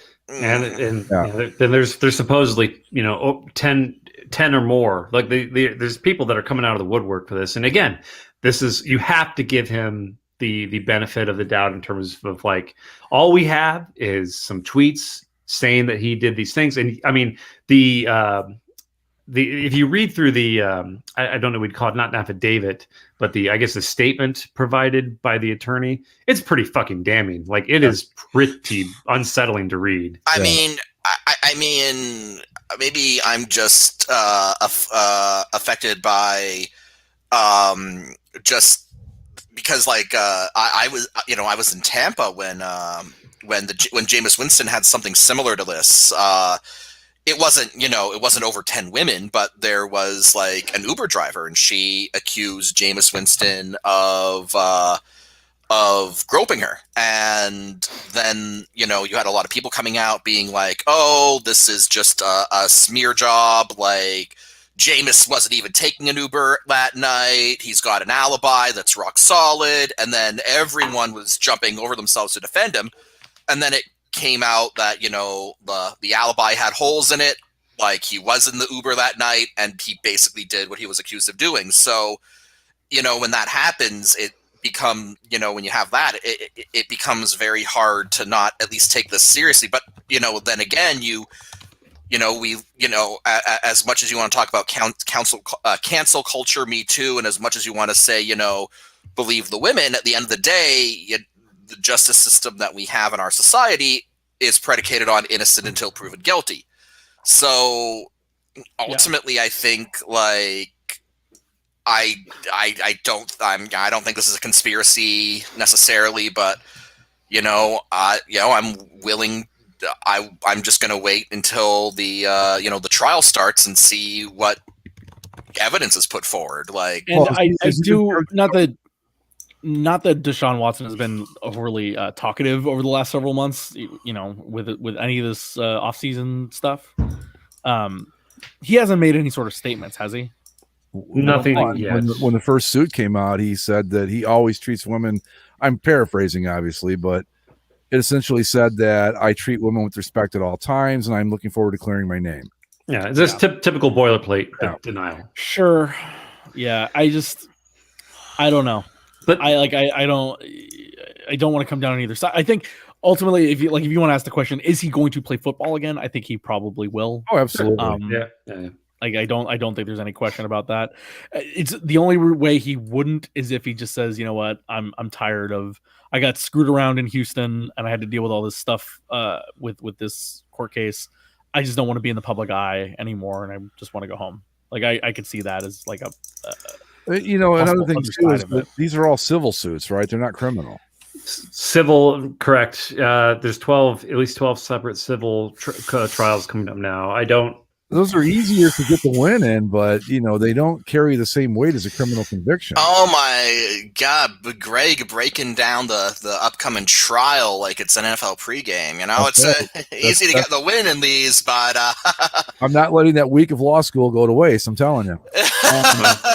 I'm just saying that the civil trials they're not criminal convictions. It's money. It's basically he's being sued. Correct, and that's the one kind of black eye of this whole investigation or whatever. The news is that it's civil, to where it's like, hey, well, what's if you're actually trying to make a difference and go for these victims, why not go for a criminal trial? But there's ins and outs. This I just don't know. But yeah, it's who knows? I mean, I don't. The attorney's giving the evidence to for criminal investigation. Yeah. Again, like we've kind of mentioned, there's a lot. There's a lot to do, and you never want to be the person that's just like saying, "Well, where's their evidence?" And you don't. We want to believe the victims. Yeah, sure. Something that we want to do, but like, I don't know. It's difficult. It runs into two well-meaning instincts that I think in cases like this are actually in conflict. You want to believe the victims, but at the same time, again, innocent until proven guilty. Right. Exactly.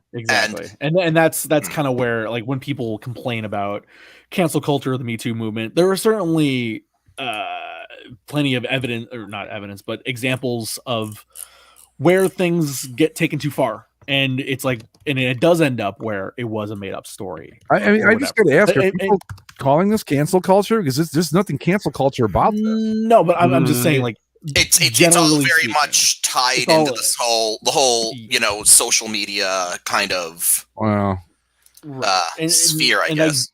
I get it. Where, like, has it happened where people have made it up? Yes. Has it happened where like 20 people are going to make it up about the same person? Which is what makes me kind of go like, because and I guess because we talked about QAnon earlier, it's a good time to bring it up. In terms of conspiracy theories, like there have been real conspiracies in history, and they've all been exposed because guess what? Conspiracies are really hard to very hard to keep under wraps, because the more that you try to do, the more people you need in on it, and the more people you have in on it, the greater the chance is going to be a leak. Like to veer off for a moment to something far less dire than what Watson's being accused of, like. People go about like the 9/11 attacks or the moon landing being conspiracies. Those aren't conspiracies, and the single piece of evidence that you need is you say, like, to pull off either, you'd need thousands of people to pull off either one.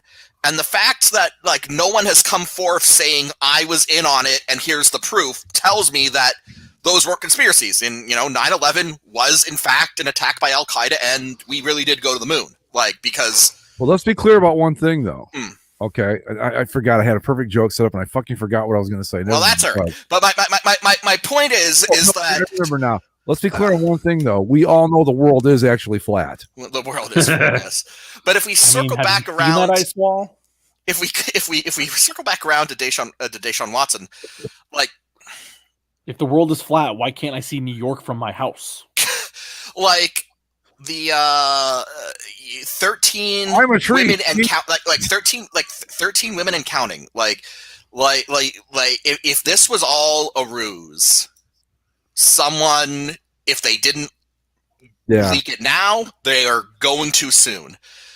And so I find, and again, innocent until proven guilty, but at the same time, if you have 13 separate witnesses basically saying, yeah, he did this, and you see common threads in how all of these assaults are alleged to have gone down, you start going, well, there's something going on. Yeah. I think we can all agree there's something going on. We just need to I know that it's easy to make the hot take and go, yeah, I'm sure he did it, and blah, blah, whatever. Or, these all bitches are all lying or whatever. But no, we don't play that here. It's like, we're not going to say, like Mike said, you want him to be innocent until proven guilty. But you can't. I'm not going to discount any of what these girls said either, because I know how men can be. And my thing is this: it's like, if you're Deshaun Watson or Jameis Winston or Ben Roethlisberger or whoever, why on earth would you feel the need to force? I mean, you could walk into. That's the thing that's baffling. Like, you're a millionaire athlete. Like, it shouldn't be that hard to find women. No, that's not the point. It's that they are a millionaire athlete and they feel like they can do that. Yeah, that's say, like, well, I'm big man on campus. Come over. Yeah, so you're big man on campus. Get the woman of your dreams. Like, clearly, Mike, you've never been a millionaire. That's true. To close the show with an unequivocal piece of, well, not piece of shit, but guy who's utterly squandered his talent, I'd like to briefly discuss Isaiah Wilson, who was you may remember as the 29th overall pick in the 2020 NFL Draft. He played 3 snaps for the Tennessee Titans, was suspended numerous times, and was traded to the Dolphins for a 7th-round pick. He didn't even show up. He barely showed up for his physical, and was basically said, fuck this, I'm not playing football anymore. Posted videos online of him like vaping and fucking around the car. And he's basically out of football. And he's 22 years old. First, like 29th overall pick in the NFL draft. Guy's career is over. Wow. I mean, I would love the opportunity to throw away millions of dollars. Yeah. Mm-hmm. Wouldn't we all? But I don't want to play in Miami. Okay. But by the way, so I know that Mike, you've been vaccinated now. Zach got his vaccination. I think Greg, did you? I'm still waiting. I'm getting scheduled. I'm still waiting back when my appointment's going to be. Well, I've got good news for you, because if you have been vaccinated, Krispy Kreme is going to give you. They will give you a free donut every day this year if you have been vaccinated. So I can go to Krispy Kreme every day and get a free donut. Yeah. Show them your card, and you get a donut. Because I'm not fat enough already, I should be eating a Krispy Kreme. That's fucking hilarious though. It's like, get a vaccination and be healthy, and then stuff your face with sugar-covered fried dough. Well, think about it this way: I was eligible for the vaccine because I qualified for the state's definition of being obese, right? I think their standards are too, I guess, low. Would that be right, or too high? Either way, you're not. Come on now. No, but but like that qualifies. So to reward me for being obese, donuts. They can give me more donuts. Yeah, that's what I mean. Yeah, I've gained like 30 pounds since this thing started. It's like, that's just what I need, is to eat a fucking donut every day. So the question, of course, is now: is this finally going to be the thing that gets Tanklin vaccinated? Is he not getting it? Look, I don't know if Tanklin's getting vaccinated or not. But if I had recent experience with the hospital system, I don't know if he trusts doctors. Yeah, like if I knowing everything I know about Tank for him or whatever, knowing everything I know about Tank, it wouldn't shock me if he thinks that the vaccine's going to let Bill Gates track his movements. I've got news for Tank. His movements have been being tracked for about 30 years now, so that ship sailed a while ago. You just have to be within a 10-mile radius, and you can feel the vibrations. Well, you're right. Or you just need to be in. You need to be in a New Jersey. You need to be in a New Jersey subway, and you can just hear him bitching about the Mets. But no, my point. Yeah, that's true. Disgrace. Let's take away his orbital powers here, and we'll just go to the Patriot Act. After all the stuff like your credit cards and the internet and all that, now you get the Patriot Act, which makes it even easier to access your information, and Google and everybody else. It's like, and you're worried about somebody sticking some like Star Trek era microchip in you to track you. Are you fucking kidding me? Throw your phone away if you don't want to be tracked. I mean, come on. I find that whole argument so absurd. I I love the the notion people like it's like like the NSA is probably tracking everything you do, and it's like they are welcome to track my daily internet habits because I can literally not think of a bigger waste of government taxpayer money than they could track paying someone to track what I do. I have nothing to hide, but they can still go fuck off as far as I'm concerned. But but no, I mean, it's just that look, there may be, like they told me to talk to my doctor before I got the vaccine, just to be sure, because I have an autoimmune disorder. Now, it's not the kind that kills you if you get COVID. It's a different kind, but like double check just to be sure. There are legitimate reasons to be, even a little bit leery about it if you've got certain conditions and all that. Sure. But to walk around with this absurd notion that some computer guy is going to inject you with some sort of magical chip that will track your every movement. How do you wake up in the morning and go, this is what I think today? And then I think, if that's the stupid shit that came out of your mouth, what the fuck was going on in there before you got to this thinking this is the best thing I can come up with? I just it drives me nuts. I'm sorry. I don't mean to go off on a rant. It's okay. God almighty. I mean, if you don't want to get the vaccine just because you don't want to get the vaccine, then go, I don't want to get the vaccine, and that's it. I'm going to hope that the herd immunity that's produced by all the prior cases and the vaccinated people being able to protect me, fine, I can respect that. But don't feed me this bullshit. I'm just sick of hearing it. It's a tracking you, blah, blah, blah. It's control. It's like, no, we're trying to help people here, and anyway, that's what they want you to think, Greg. It's all about the fear. Yeah, whatever. I'm not fearful either. I'm just fucking pissed. The world is this whole thing has been such a politicized clusterfuck from day one that it just aggravates me. It's like it's a virus. It's never been politicized by anybody. Period. Period. Look, Andy and Zach can attest to this. Like, you go in, a guy stabs you with a needle, and then you're done. I get that every year. I'm used to it. I'm not worried about it. There's no stabbing. You did like rear back and the guy shoves it right in there.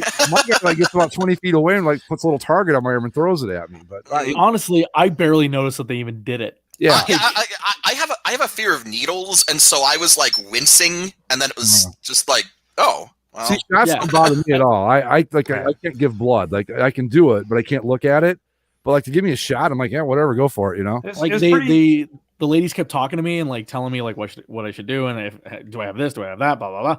And by the time that I had realized that they pricked me, they were already pulling it back out. And I said, oh, all right. A friend of mine had hers, and she was like, I'm doing my 15 minutes. She texted me, and I go, you should just fall out of your chair and start talking like you're talking Chinese just to see what the fuck they would do. Oh no, just for comedy. Come on now, would have been great.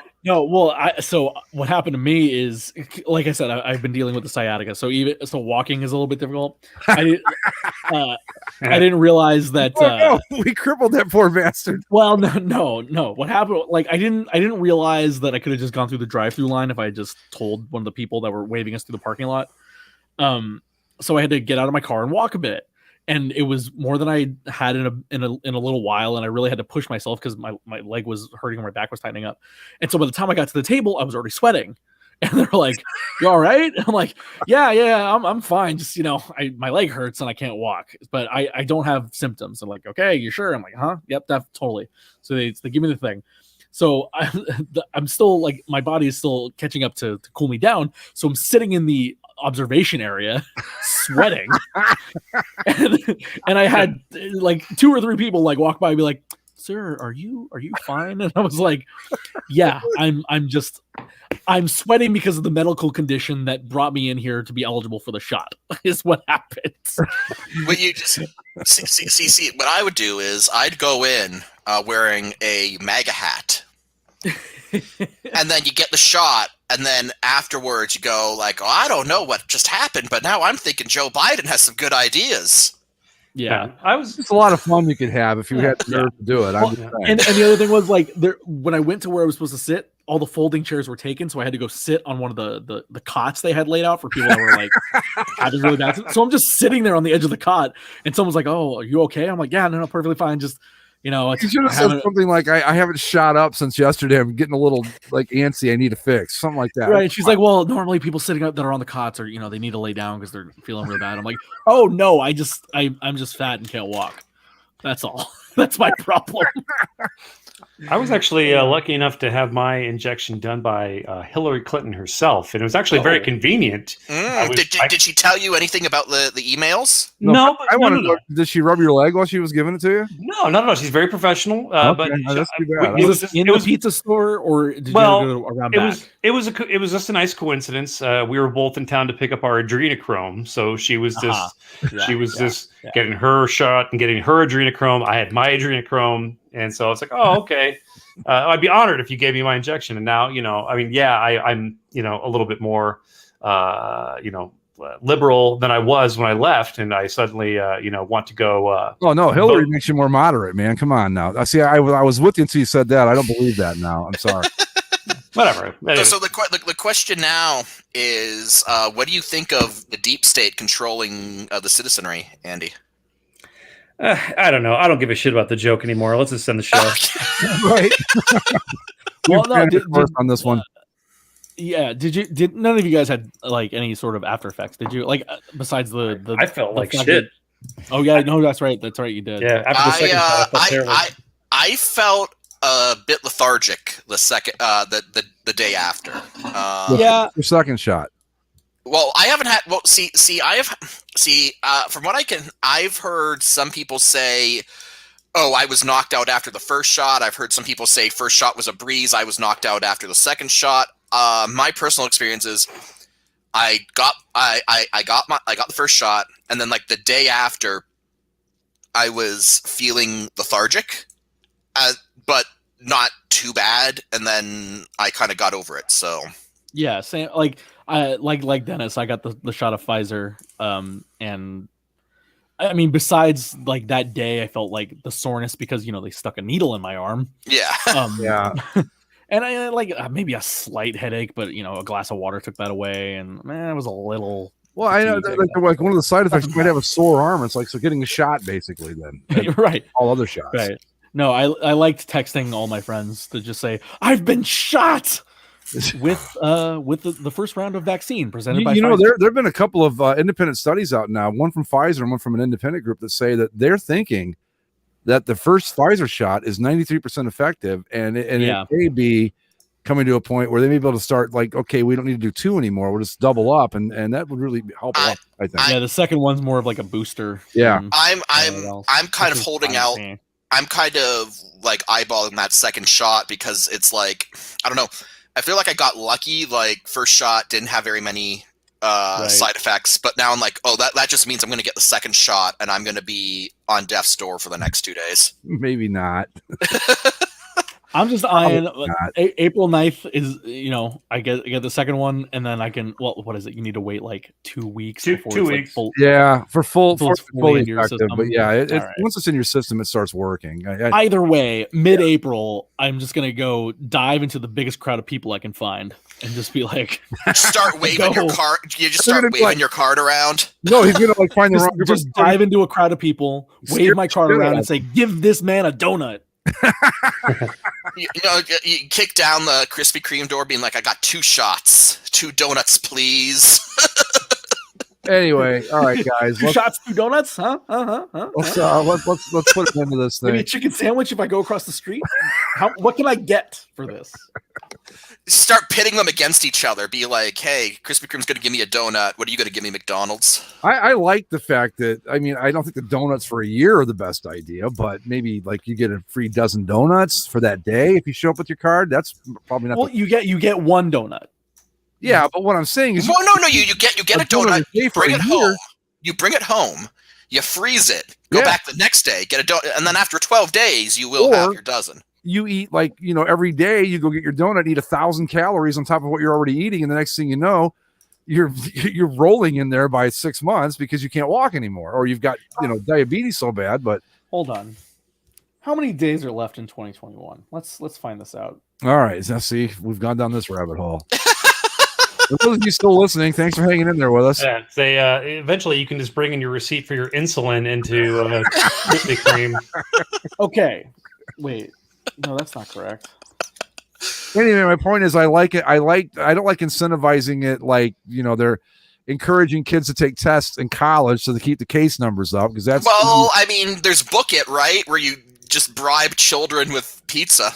Okay, what so I'm saying is that it's there are 284 donuts left for me this year, is what I'm determining. So, how many calories in the average donut? Well, I can tell you, it's 5 cans of Coke.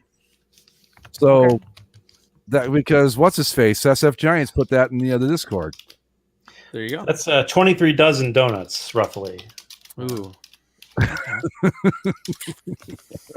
Carry the 3.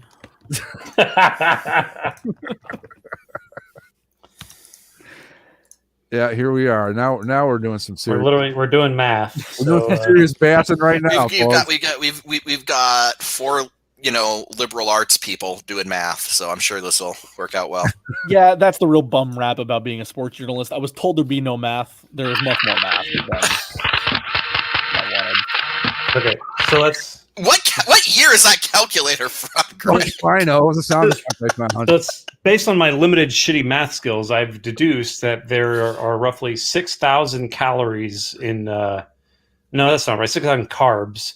Oh, fuck it. Just whatever. This show's gone on for like 15 minutes too long. And that's how us doing math was always destined to But hey, I will say, fuck it, whatever. If you're still listening for whatever ungodly reason, I would say it's important, it's vital that you, as you get your first and second vaccinations or your solo vaccination, whatever, these cards, you should copy them, you should laminate them, and you should keep them or one of them on your person, because eventually for at least a couple of years, this thing is going to be your way of getting into places or traveling. It's going to be your way to not get kicked out of the movie theater when you go to see Cats, the Snyder Cut. And for the love of God, stop posting your cards to social media. Stop being stupid, please. I will absolutely go on forward. Stop doxing yourselves, people. Jesus. Anyway. Hey, here's all my personal information. Like, my personal and medical information. Have fun, guys. Take a picture of the Band-Aid on your arm like I did and just get on with it. All right. Stop telling us your social security number and your medical records. Round 2 of the GTOV next week on the show, folks. Follow us on Twitter at Basically Sports. Subscribe via Apple Podcasts, Spotify, and Stitcher, and wherever fine podcasting is sold. We will see you next time.